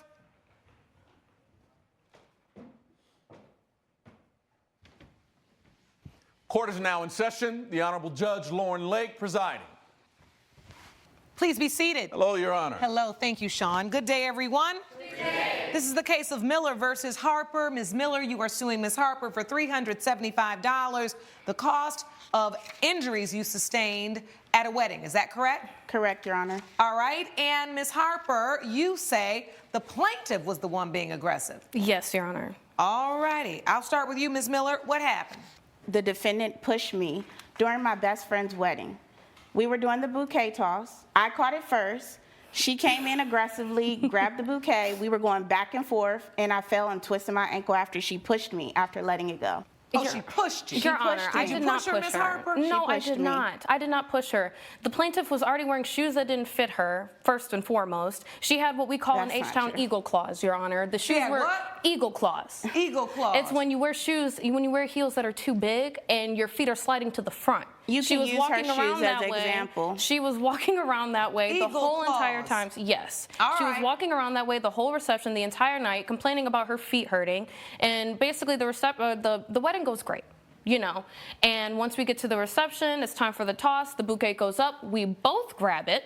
We're doing a little back and forth. I'm not about to fight over no flowers. So I let them go. She starts doing her dramatic Deborah stuff, starts falling all over the place, and then expects, you know, me to pay for her embarrassment. Like, I'm not doing that. So how do you know each other? Do you know each other, or were you both guests at a wedding? We were both bridesmaids at my you were childhood friend's. bridesmaids? Yes. Yes. It was my childhood best friend's wedding, Felicia. You know, we grew up together, and Your she Honor, met I don't her really later know on. her. I know her in passing. We don't have a history together. We just share a best friend.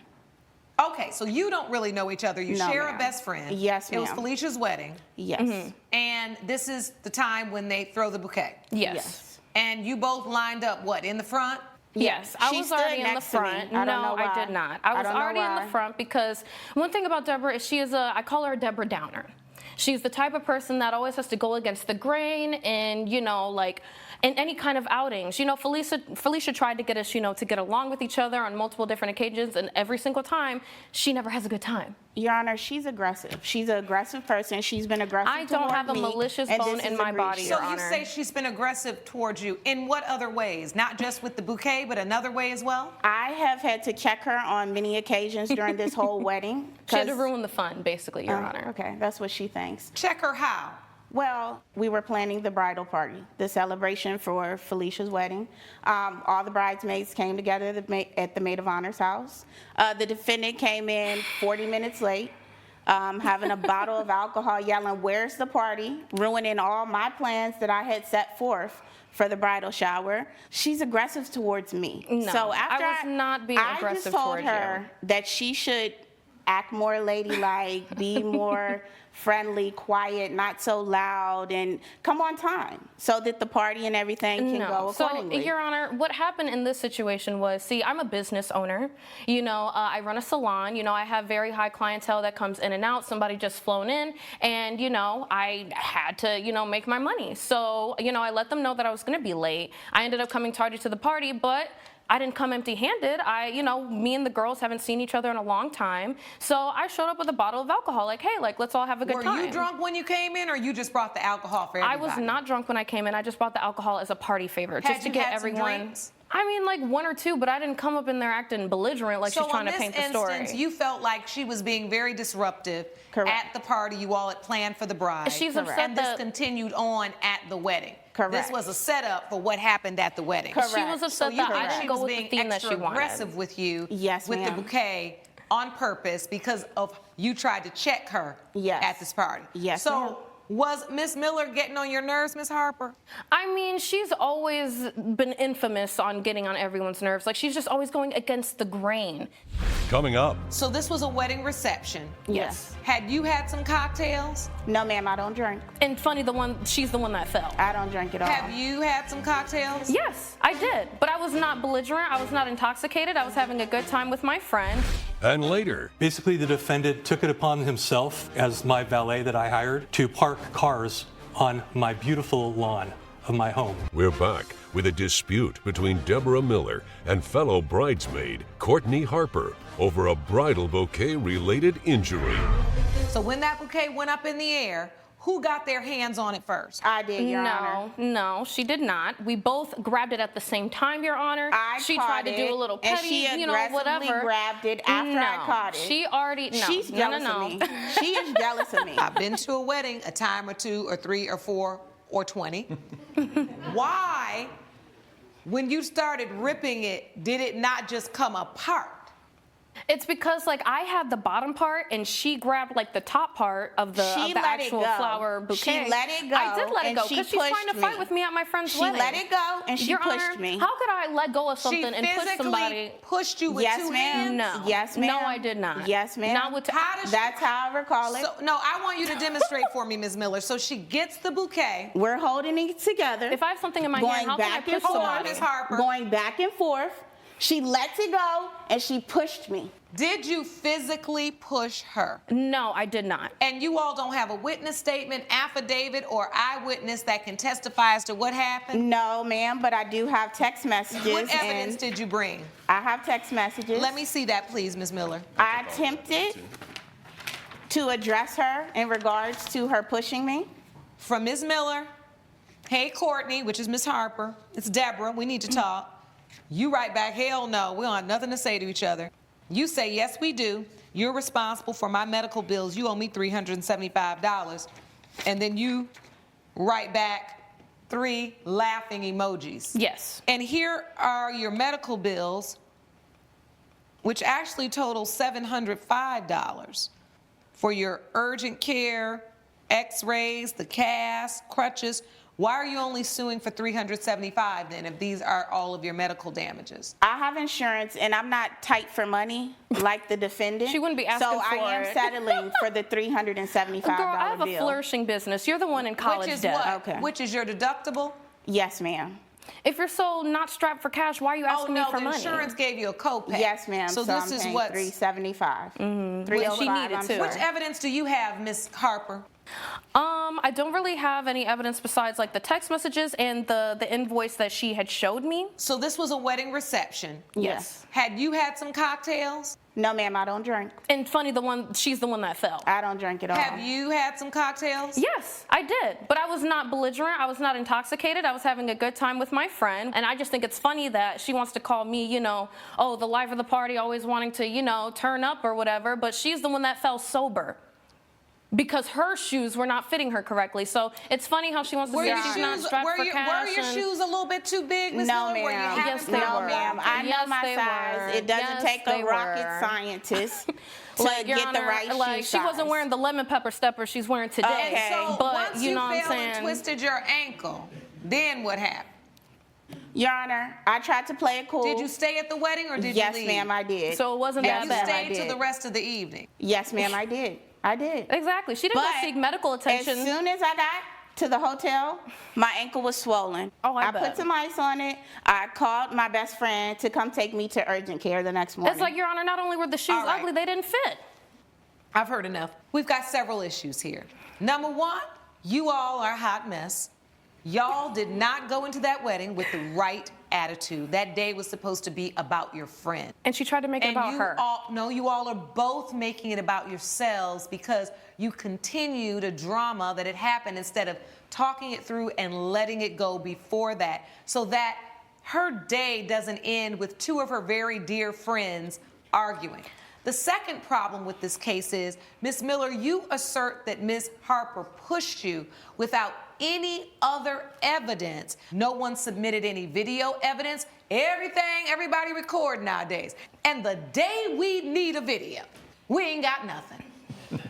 But we want some money. Makes So no this sense. is the problem. I don't need your help. Thank you, Your Honor. That is the problem. And so I can't determine from what you presented today that she did anything with malice, anything purposeful, intentional, or either that she was negligent. What I can determine is that you both have testified that y'all was both fighting over the bouquet and that she let go. So I can only say that it was an accident that you fell and hurt your ankle. The other issue is, if it was that bad, you should have left immediately and gotten medical attention, because now we don't know how much more damage did you cause to your ankle or this sprain or whatever it was by continuing to stand on it, move on it, and not get attention immediately. You've left too many issues unanswered. And for that reason, I'm dismissing your case, and the judgment is for the defendant. Court is adjourned. All rise. Judge Lake has ruled in favor of the defendant. The plaintiff's case is dismissed. That didn't work out how you think, huh? That's You see okay. what happens when real recognizes real, girl? Don't play with me. So It's I a hope blessing since you're that so... I'll never have to see you again.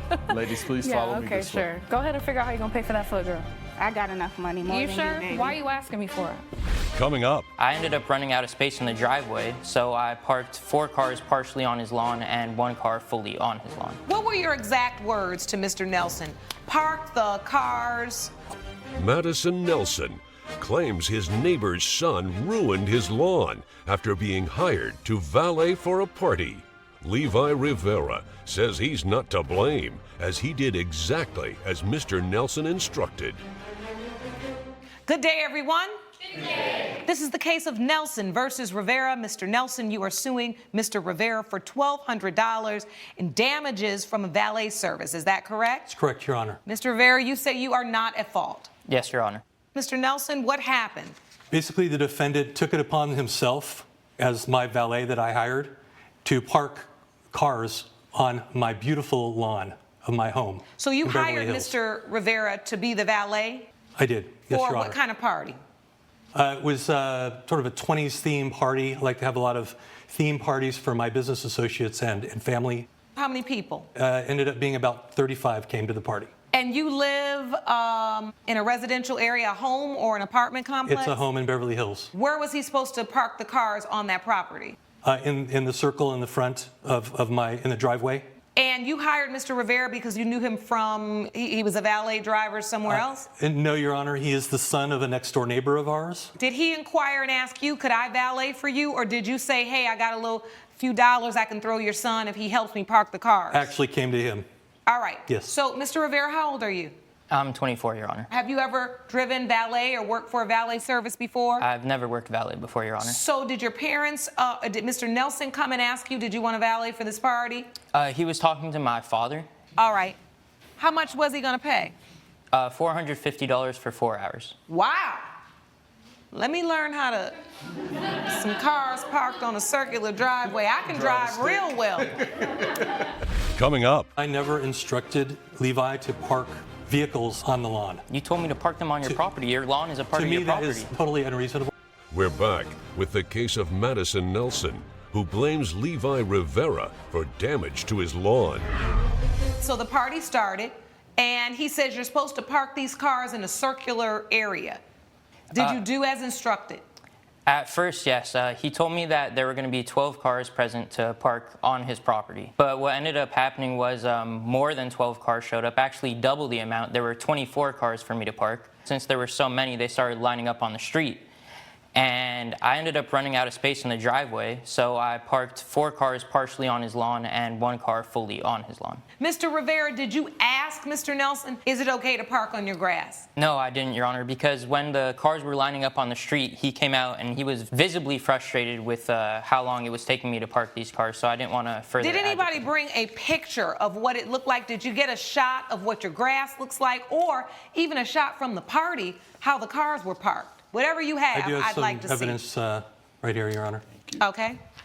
And just for the record, I never instructed Levi to park vehicles on the lawn. You told me to park them on your property. Your lawn is a part of your property. To me, that is totally unreasonable. So this is a picture of a wheel that's kind of sunken in, and here's a picture of the marks that the grass. Oh, it's all wet. Yes. Nobody Your Honor, said it was raining. It was raining that day. You've got damages here for $1,200 for a lawn replacement. That's correct. What were your exact words to Mr. Nelson? Park the cars on the property. What point did you come out and see the cars parked on the lawn? I did not know that until I saw one of our guests out, and then I saw that he was parking the cars on the lawn, and then I asked him to immediately remove them. And that's when you saw the damage? Yes, Your Honor. Judge Lake's verdict when We the People returns. You gave him explicit instructions to park the cars on the property. And see, what I would take that to mean, especially if I was a young person, was I don't want the cars on the street. Because think about it, you're valeting people's car that are coming to your house. If they're way down the street, you don't have an eye on them. So I think it is reasonable in this circumstance to assume that Mr. Rivera thought, I better keep these cars on the property. I think the issue is, Mr. Nelson, you were unfortunately wearing many hats that night. You were trying to be in the party and host the party. You also had no one responsible for looking after Mr. Rivera as the valet.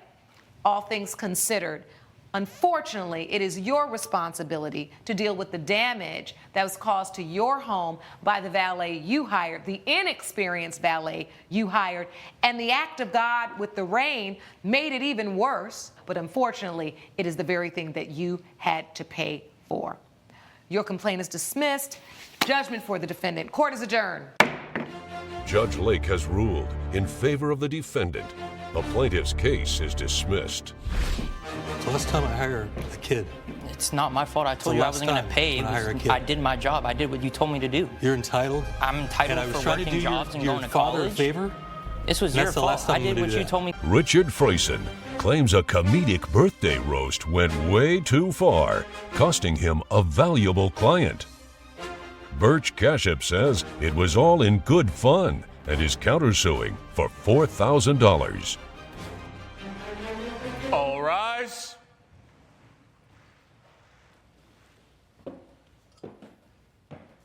Court is now in session. The Honorable Judge Lauren Lake presiding. Please be seated. Good morning, Your Honor. Good morning. Good day, everyone. Good day. This is the case of Freyson versus Cashup. Mr. Freyson, you are suing Mr. Cashup for $3,800. You say he slandered your name at a party they threw in your honor. That's correct. And then, Mr. Cashup, you are countersuing Mr. Freyson for $4,000 from a loan you say he never repaid. Yes, Your Honor. I want to start with the plaintiff, Mr. Freyson. Please tell the court why you're here. So I'm here, Your Honor, because this man here, Birch Cashup, threw a party for me. It was my 30th birthday party. Cashup, he suggests that we do a roast, like a birthday roast of the birthday boy. Okay. And I was like, I don't like to be, the center of attention that much, so I wasn't you don't like to be the center of interested. attention.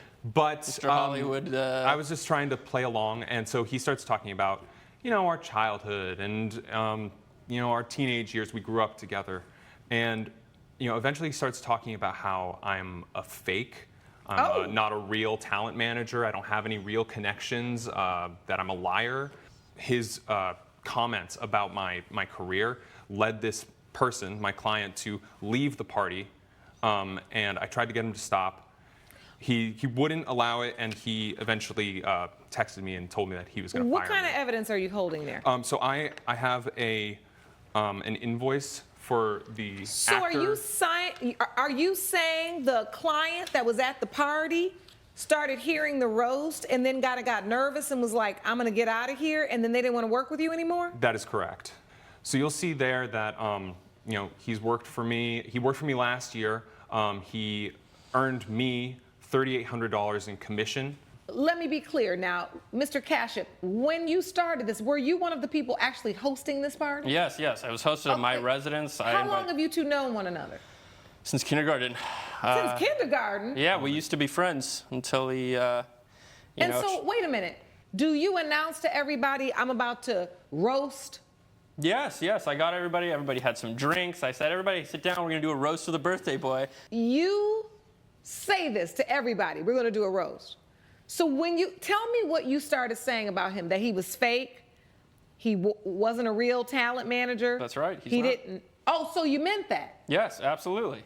So wait a minute. So tell me how you said that and why you chose that. Well, I just honestly couldn't take it anymore, you know? He lives this fake life, this fake Hollywood life. You know, he's convinced everybody he's this Hollywood superstar. He gets all his money from his parents. He has maybe 2 main connections. I just couldn't handle it anymore. He comes in thinking and acting like he's better than everybody. It's time people knew the truth about you. It doesn't make any sense. That's not why you do a roast. If I may offer something, as someone that works in the entertainment industry, I'd say that a roast is typically meant for entertainment value and is not meant to disparage anyone or to cost anyone their career or their livelihood. The defense to, slander and libel and defamation of character is that it's true. However, when you say to someone, I'm going to do a roast, then you maliciously tear them down. I don't know if this was a roast to begin with. I want to go back to Mr. Frayson because I want to understand you had business associates there. That is correct. And tell me one or two of the things that were said about you that you feel like really interfered with your business and your brand. So, I mean, he talked about our teenage years, drug use, marijuana, that sort of thing. I don't like, that's not part of my brand, but I didn't think it was anything too outrageous or harmful to my career. Okay. But then he mentioned... You have no brand. You have no career. You're a fake Hollywood guy. I just wanted everybody to know. He mentioned that I got a DUI when I was an 18-year-old, which was really bad. And and this was not common knowledge. This is something I only shared with my wife. Coming up. And you say he stole her. Yeah, I was in dental school. I went away for 1 weekend, and when I come back, find out that they had slept together and that she was leaving me for you. And ouch. And later. No one knew how to operate a mechanical bull, but Patrick volunteered. You just knew how to ride it, not operate it. Your Honor, I didn't volunteer. What happened was this. I was pretty much the only sober one there. I figured out how to turn it on. We're back with friends Richard Frayson and Birch Cashup, who are fighting over a slanderous roast and an unpaid loan. And so this client of yours heard it, got uncomfortable, started questioning your business. Did he write you a letter? Did he say to you, hey man, I don't really want to work with you anymore? What happened with that? I went up to him in person and I asked him, hey, I'm going to shut this down. Like, I'm sorry you're uncomfortable. He said, I just need some space. He left the party. A couple minutes after that, maybe 30 minutes, he texted me. He said, I don't think that our relationship's going to work out. I'm going to have to fire you as my talent manager. So question, was there anything that Mr. Cashup said in his roast, and I put that in quotes, that wasn't true? I don't claim to have a great number of connections in Hollywood. This is sort of like something that he was bringing up in the roast. It sounds like you were calling him there to honor him for his birthday, to really back him in the corner and then bash him. He stole my girlfriend back when I was in dental school, and I've always been a little bit upset about it. And is that the girl you're with now that you said was at the party with you, or was it your wife? That is my wife. Kate. So now it's your wife? Yes. So this used to be Mr. Cashup's girlfriend? That is correct, Your Honor. And you say he stole her? Yeah, I was in dental school. I went away for 1 weekend, and when I come back, find out that they had slept together and that she was leaving me for you. And ouch. Just does not seem like friendship material. How long ago was the time when you dated his now wife? Back in dental school, so about 7 years ago. And you basically get mad and just say, what I'm going to say, I'm doing a roast, but what I really want to do is out all of his faults to his friends, his family, and his business associates, because I still have not gotten over that. He can't even pay me back for the $4 grand I loaned him 4 years ago. And this is your countersuit? Yes, this is my countersuit, Your Honor. All right. What is that there? This here's my evidence, Your Honor. I have a check that I gave Mr. Frayson. May I see that evidence, please, Sean? Okay. My understanding was when he quit his current firm to start his own Hollywood agency business, he told me he needed some extra money. He was going to be able to pay me back as soon as he had a business up and running. He told me he had plenty of these Hollywood connections. He was going to do great. Just give him a few years, and he'll be able to pay me back. Even if I paid you back the loan, like, it wouldn't be even. I should be suing you for so much more than $3,800. That's just what my client earned. That's just the commission I received from my client last year. If you'll look at the invoice, Your Honor, you'll also see that the client has a Netflix deal, has feature movie deals, as well as other TV opportunities. This is a client that has a lot of potential earning possibilities for the future. I'm suing you just for the $3,800 commission that I got last year. Now, I need to confirm from Mr. Frayson, was this $4,000 a loan? Yes. Okay. When were you supposed to pay it back? That was never discussed. Have you paid $1 on it? No, I have not. Even though it was a loan and you deserve that money, frankly, I think you lost that privilege because you have done a serious damage to my livelihood, which I just don't think is fair. Nothing I said wasn't true. Every actor should know what kind of person you are. Every person in this court should know what kind of person you are. Listen. Let me stop you there, because before you get up on your high horse, Mr. Kashyap, and act like nobody who is now a professional person has ever made a personal mistake or has things going on in their past or has, lived through something, evolved out of something, it's just ridiculous. We all have something, right? I often say our mistakes do not have to define us. They can refine us. I believe that the evidence shows that there definitely is evidence for a collection of this amount under cause of action for intentional interference of a business relationship. The intention was on your part, and you not only intentionally gave the information, yes. You intentionally wanted to interfere because No. No, I heard it clearly. Did we hear it clearly, gallery? Yes. Everybody there needed to know who he was. It is for that reason I believe the plaintiff is entitled to the damages of $3,800. However, you have a countersuit for $4,000 for money you say he owes you, and he admits that he owes you. Correct, and you never repaid it. Never paid it back. Never paid a dime on it. You never set up a payment plan, but that does not mean that you still are not owed that money.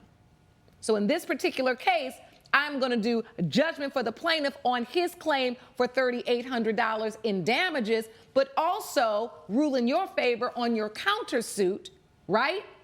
When you set out to embarrass him in his business relationships, who want to come to a gossipy dentist that's going to tell all their business when he have a few drinks? Not me, honey. Court is adjourned. Judge Lake has ruled in favor of both parties. The plaintiff has been awarded $3,800. The defendant has been awarded $4,000. Yeah, I could have made more in an hour. Does Venmo work? Does Cash App. Great, yeah, I'll Cash App you. Yeah. Numbnuts. Coming up. I was on the bull for like 10 minutes. I started to get dizzy. 10 minutes? Yes, ma'am. I started to get dizzy. Wilma Mae Elrod claims a broken hip from a bucking mechanical bull was not on her birthday wish. Patrick Abreu says his friend knew the risks and he refuses to take the blame. Good day, everyone. This is the case of Elrod versus Abreu. Ms. Elrod, you're suing Mr. Abreu for $1,550. You say he switched the settings on a mechanical bull that caused you to fall off and break your hip. Is that correct? Yes, Your Honor. Explain to the court what happened. Patrick and my colleagues threw a surprise party at my home. My husband was aware of it for months. I was raised in Reno, Nevada. Bull riding was everything I knew. Okay, so this was a gift because they knew you had interest in this, experience in this, and this is something you grew up doing. Absolutely. Yeah, okay. Your Honor, if I may, I was against the idea of getting the mechanical bull for her as a gift. I thought it was a ridiculous gift. I thought it was not a safe idea. No one knew how to operate a mechanical bull, but Patrick volunteered. You just knew how to ride it, not operate it. Your Honor, I didn't volunteer. What happened was this. I was pretty much the only sober one there. I figured out how to turn it on. We had dropped it off earlier in the day with her husband's blessing. I should have hoped that he would have figured out how to operate the bull. Did you know how to operate it? Nobody knew how to operate it. Did you read the instructions? No. I was on the bull for like 10 minutes. I started to get dizzy. 10 minutes? Yes, ma'am. I started to get dizzy. And then I said, stop. He did the opposite. If you could stay on a mechanical bull, do you know how long 10 minutes Yes, is on a ma'am. mechanical bull? That's how I know ride. y'all gonna think I'm crazy, but I have actually done this. Coming up, He knew that, and he Look, let me, and he took it higher. When I said stop, Your Honor, you took it faster, Your Honor, if and I- that caused me to fall All off. right, let's get some order. we're back with a dispute between Wilma Mae Elrod and Patrick Abreu over a mechanical bull-related hip injury. Your Honor, may I please show you my fracture? Yes, As a please result send me this of- evidence. Give me of this him evidence, not Sean. stopping. Your When I Honor. asked you to stop, you kept going faster. The $1,550 you're suing for is based upon what? All of my medical expenses. Do you have proof of that? Yes, Your Honor. May I see that, please, Sean? But, Your Honor, I have some more evidence here. I did attempt to have Patrick help me via text. I'd like to submit as well. I did not want to come here. Wilma Mae, I hope you're okay. It's not my fault. You don't have any business riding a bull when you've been drinking. Well, you knew that. He knew that. He knew that, and he Look, let me. And he took it higher. When I said stop, Your Honor, you took it faster, Your Honor, if and I- that caused me to fall All off. right, let's get some order. Your Honor, if I may, when she says, she told me the only instructions I heard from her was to turn the mechanical bull up and then turn it up a little bit more. So did you hear her or did you see her saying stop? No, I saw her riding like this. The crowd, it was very loud. The crowd was saying... How many? Over 100 people were there to congratulate me, Your Honor. And the crowd was yelling faster, faster. She was smiling. She was riding it like this. I was doing this. Stop, I thought she said raise the Oh, roof. you thought she was doing the balance thing. After 10 minutes. No, because that's after what you 10 do. minutes, That's what you do. 10 minutes I was on that thing. Okay, 10 minutes. 10 minutes. This is the part that I can't understand. Okay, I heard enough. I'm done. Judge Lake's verdict when We the People returns.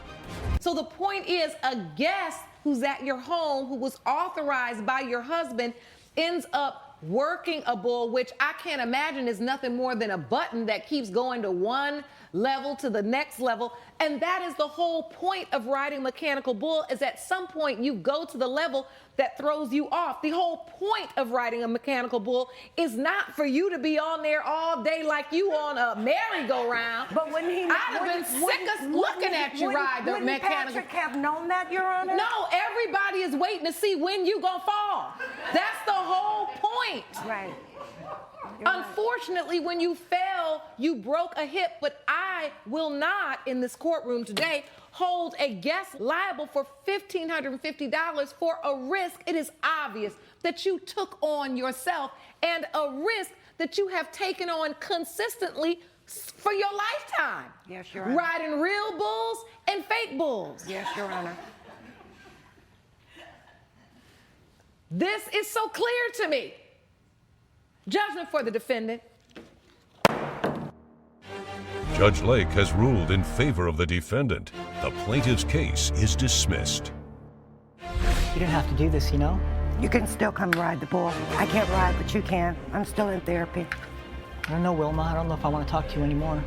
Georgia and Trevor Egan claim false accusations of infidelity drove them to couples therapy.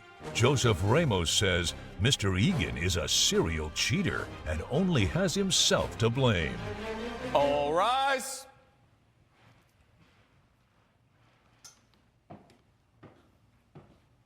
Court is now in session. The Honorable Judge Lauren Lake presiding. You may be seated. Good morning, Your Honor. Good morning, Sean. Good day, everyone. Good day. This is the case of Egan's versus Ramos. Mr. Egan, you are suing Mr. Ramos for $1,600 for fees for couples therapy. Is that correct? That is correct, Your Honor. And you say that he did cheat, he's telling the truth, and you don't owe him any money. Yes. All right, let's start from the beginning. How did we get here? Well, Your Honor, Our extensive history, Joseph and I, starts in college at USW Dallas. And he was my roommate. During college, I started dating a lot of different women. He started to become jealous. He started to see me in a different type of light because he was envious. Then he started to badmouth me behind my back. He'd go each and every girlfriend and make up lies about me, create disarray in my life. He even stole test scores from the exam and then go straight to me and say, hey, Trevor was the one that did it, wasn't me. Never stopped until I got married to my lovely wife, Georgia, and then we started to live our lives together. We had 2 kids, and I'm a pilot by trade. I flew across the country, and my buddy Joseph decided to attack my wife once again and start bad-mouthing me. You all were friends from college. We're friends from college, and when it got to the point of we're having the mix of circle of friends, everybody has the same people, same group. I didn't like them, but my wife knew them. So they you're became friends by association? By only association. Okay, so you have mutual friends. Mutual friends, but that's the furthest. We're friends.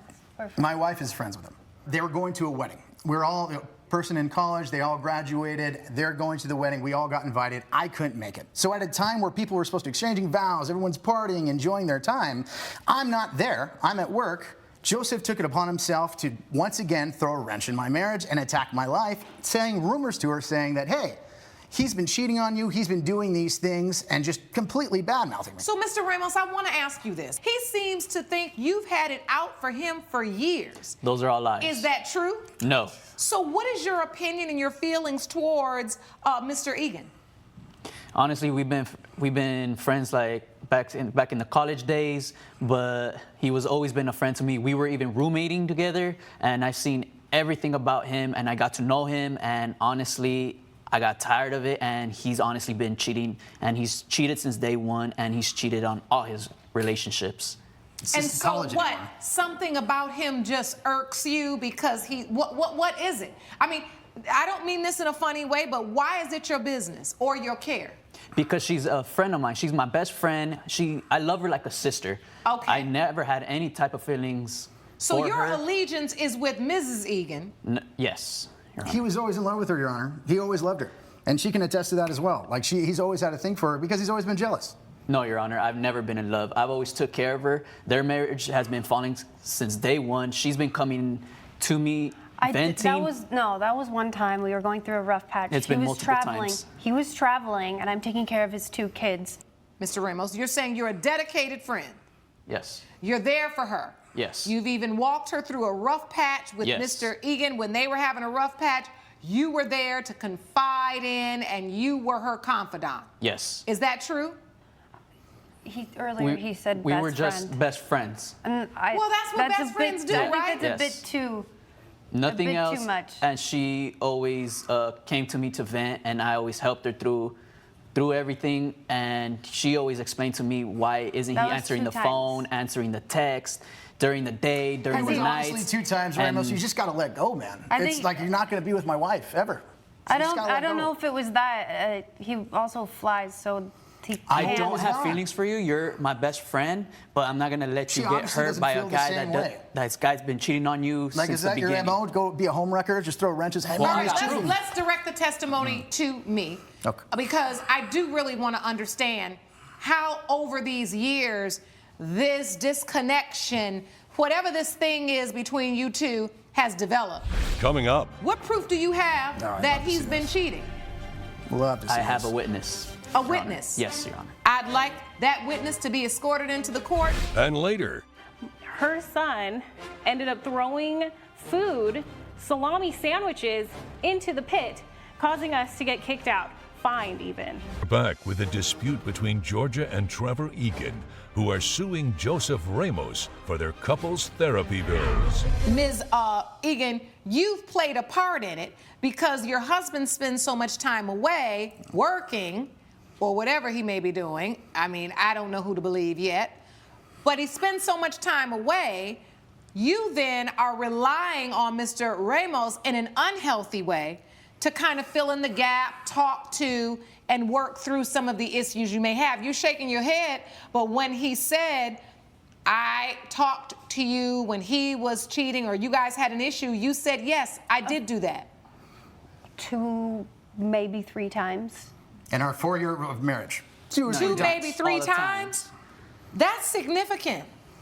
That makes a person feel like they're your confidant. Do you or do you not admit to talking to Mr. Ramos 2 to 3 times about your marriage? I do. And confiding in him? Yes. Is he your best friend? He says you're his best friend. Is he your best friend? More during our college years. I would say since we got married, I kind of have been focusing more on my marriage and our 2 kids. So you just come to him and use him when you need him? When they see each other, Your Honor, it's brief. It's when I'm out of town because she's lonely. She doesn't have, and I can't answer the calls, and that's the majority of the time when they talk, is because I'm on the plane. I can't answer. But it's not just Joseph. Please, Lord, don't let him answer the phone while he's flying. Listen. And what's confusing me is you're suing for $1,600 for couples therapy. You all don't seem like a couple who needed any therapy, or either whatever kind of therapy you got sure enough worked, because it didn't seem like you all been through anything. Everything you say, your wife just goes, oh, I don't know, I kind of knew him. Well, we all have our hiccups, Your Honor. What happened? I want to know how this became so contentious, why you think Mr. Ramos is trying to throw you under the bus, and Mr. Ramos, I want to understand why you think Miss Egan need to be warned. Before a wedding, I met up with an old friend of mine, and she actually told me that he's been cheating on her, and so I have valid proof that he's been cheating. What proof do you have that he's been cheating? Love to see I have a witness. A witness? Yes, Your Honor. I'd like that witness to be escorted into the court. Sean, will you please escort Miss Silva into the court? All right now. Hi, my name is Naomi Silva. I'm here on behalf of Joseph to show evidence that Trevor has been cheating on his wife. Love to see it. So you came in with your evidence. Sean, pass me Miss Silva's evidence. Thank you very much. So Miss Silva, you say you have the proof. I do, and it's all right there. It's in the form of text messages. Yes, social media. Oh, it's a DM. Yes. All right, I A have to learn private these things. message. I'm a little old. That's Snapchat. What are you talking about? Oh, that's not the a one they DM. erase. Yeah, It's a Snapchat. Okay, I got to learn. All right, so I'm not sure you do. You're married, right? Then Trevor, which is Mr. Egan, responds, old habits die hard. There's no way. And then Miss Silva, you put ... And Mr. Egan says, you there? And then you say, I'm not sure this is a good idea. Uh-oh. You're looking at a Snapchat platform. Where's the validity of this? Where's the background? Your username. It's oh, right the there. username. That's Anybody you. can make the username. This is guaranteed not me. And if it was That a is drunken you. text or something like that, Oh, it is if just it was. a text. Is it- I don't believe it was, but if it was. A drunken text. He's continuously messaged me, sent me pictures, videos, saying that he married the wrong woman and that he's going to leave her to be with me. Prove it. So if that's Other drunk, than Snapchat. Oh, there's What do you many mean drunken messages. text? Because So- it sounded like you were unsure if you Miss said it or Silva, not. did you bring any of those pictures and videos you're testifying about? So this is what I saved, and I think this is valid enough. He's talking about how he misses my body and that he wants to sleep with me again. When you're spreading rumors to the wife about cheating and having sex with other people, did I have sex with you? Oh, but we did sleep together. We slept together all throughout college. And you're just a scorned woman. You're a scorned woman trying to get back at me. I do not want you at all, please. The evidence you're is trying to there. get back. I never dated you. He continues to message me. If you don't want to be with me, stop messaging me. Stop sending me pictures. Stop contacting me. Does this look like what your husband's account looks like? You look a little nervous right now. You don't seem as convinced that your husband is telling the truth, that this wasn't him. What are you feeling in this moment? I am familiar with that, the avatar. You're familiar with the avatar. It looks like it could be his page. That's his avatar. And how does that make you feel looking at that? Did you send those texts? No. Even if they were... Definitely didn't send them. That's his message. Yeah, but you said, oh, maybe if I was drunker. And we talked about in counseling, if we're going through it, if I get a text, but I've never acted on anything. So you could have been All drunk right, well, and it you looks could like you all got a lot more to work out in counseling. We don't need to work it out here, and we the people. Because we the people already understand that y'all need to stay in counseling. Mr. Ramos don't owe you a dime. Judgment for the defendant. Court is adjourned. All right. Judge Lake has ruled in favor of the defendant. The co-plaintiff's case is dismissed. I don't know why you had. I don't know. I mean, Dude, I you swear. put me through this to embarrass me in front of It was to get him. He's all the these one people attacking. and our friends. This is from college years ago. I haven't touched her or seen her. I'm sorry. I understand your position looking in, and I get it. But dude, this wasn't me. I want him to pay I for don't know. I counseling need- because he's a little weasel. No, I need a lot of time. I need time. Take your time, whatever you need, and then we'll talk. Coming up, She's screaming about something about sandwiches and gummy bears and throwing them off in the gorilla pit and all this other stuff, and my son's responsible. Susan Leonard claims her family was kicked out of the zoo after her son's friend threw food in the gorilla pit. Lauren Nevin says the children were in the plaintiff's care, so she's not responsible. This is the case of Leonard versus Nevins. Ms. Leonard, you are suing Ms. Nevins for $692.48 for fines you incurred. Is that correct? Yes, Judge. Explain to the court what happened. Well, I had taken her son to the zoo, and her son and my son are friends. And I have been with them for a very long time. They're close friends. They're in my neighborhood. And she went to work. I brought him over, and we all went to the zoo with my daughter and my son. We ended up having a good time at the petting zoo. When we moved on to the gorilla, I think it was like the gorilla unit, her son ended up throwing food, salami sandwiches, into the pit, causing us to get kicked out, fined even. Ms. Nevins, I want to go to you. So you've known Ms. Leonard for a long time. Yes, and she's a stay-at-home mom, so all the kids gather, they hang out all the time, she takes them to the movies, there's pool parties. This day, though, she wanted to take all the kids to the zoo. So all I get later is a phone call where she's screaming about something about sandwiches and gummy bears and throwing them off in the gorilla pit and all this other stuff, and my son's responsible. I had told him repeatedly, please stop, no, and this all occurred behind my back. Every time I turned around, he would stop, he would do it. I even caught the security even telling him and the crew who worked there. So you told him multiple times to stop throwing things in there. Even the security told him, don't throw items in there. Very defiant. And I'm sure at the zoo somewhere they put a sign. Yeah, there's a sign. I have proof right here. I'd like to see that, but you don't even really need to send that. I've been to enough places to know they're going to tell you don't touch anything. Yes. Don't throw anything in there. Yeah, here it is. Do not feed the animals. Coming up. Well, after they told him repeatedly to stop, they said, you know, you have to get out of here.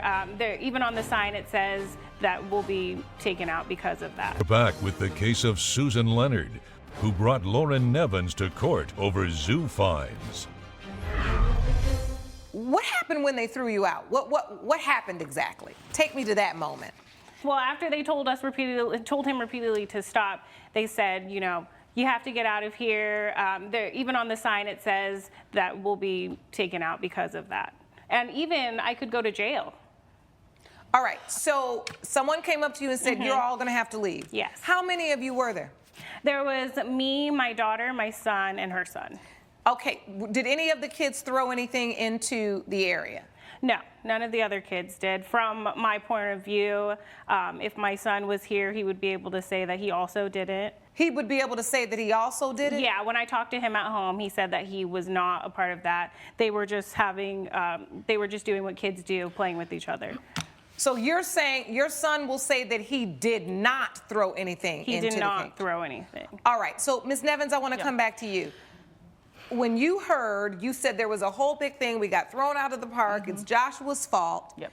And how did you respond? That's absolutely ridiculous. And of course I'm not going to pay that fine. It's almost $700 for what? I mean, he was in your care. He was in her care. There's, on that sign right there, it says that if you are under 16 years old, you need a guardian accompanying you. And he did have that, right? He did. Right. He had and I thought I could trust an adult accompanying him. Yeah. So if your son was in my care, I would expect the same thing. Had your child gotten hurt in Ms. Leonard's care, she could potentially have been held responsible for her negligence or her, willful disregard for his safety. Joshua, stand up for the court, please. It is the opinion of this court that your child has far, right, exceeded in age where this woman could be responsible for where he was standing, what he was doing. He was told multiple times not to do it. He did it anyway.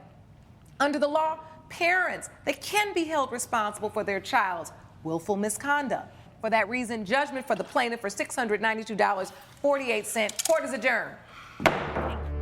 Judge Lake has ruled in favor of the plaintiff. The defendant owes $692.48. Joshua, I just hope you understand that this was a learning experience for you and my son also. And I understand that things in our community are, not the same as they're going to be, but I hope we all learn and grow from it.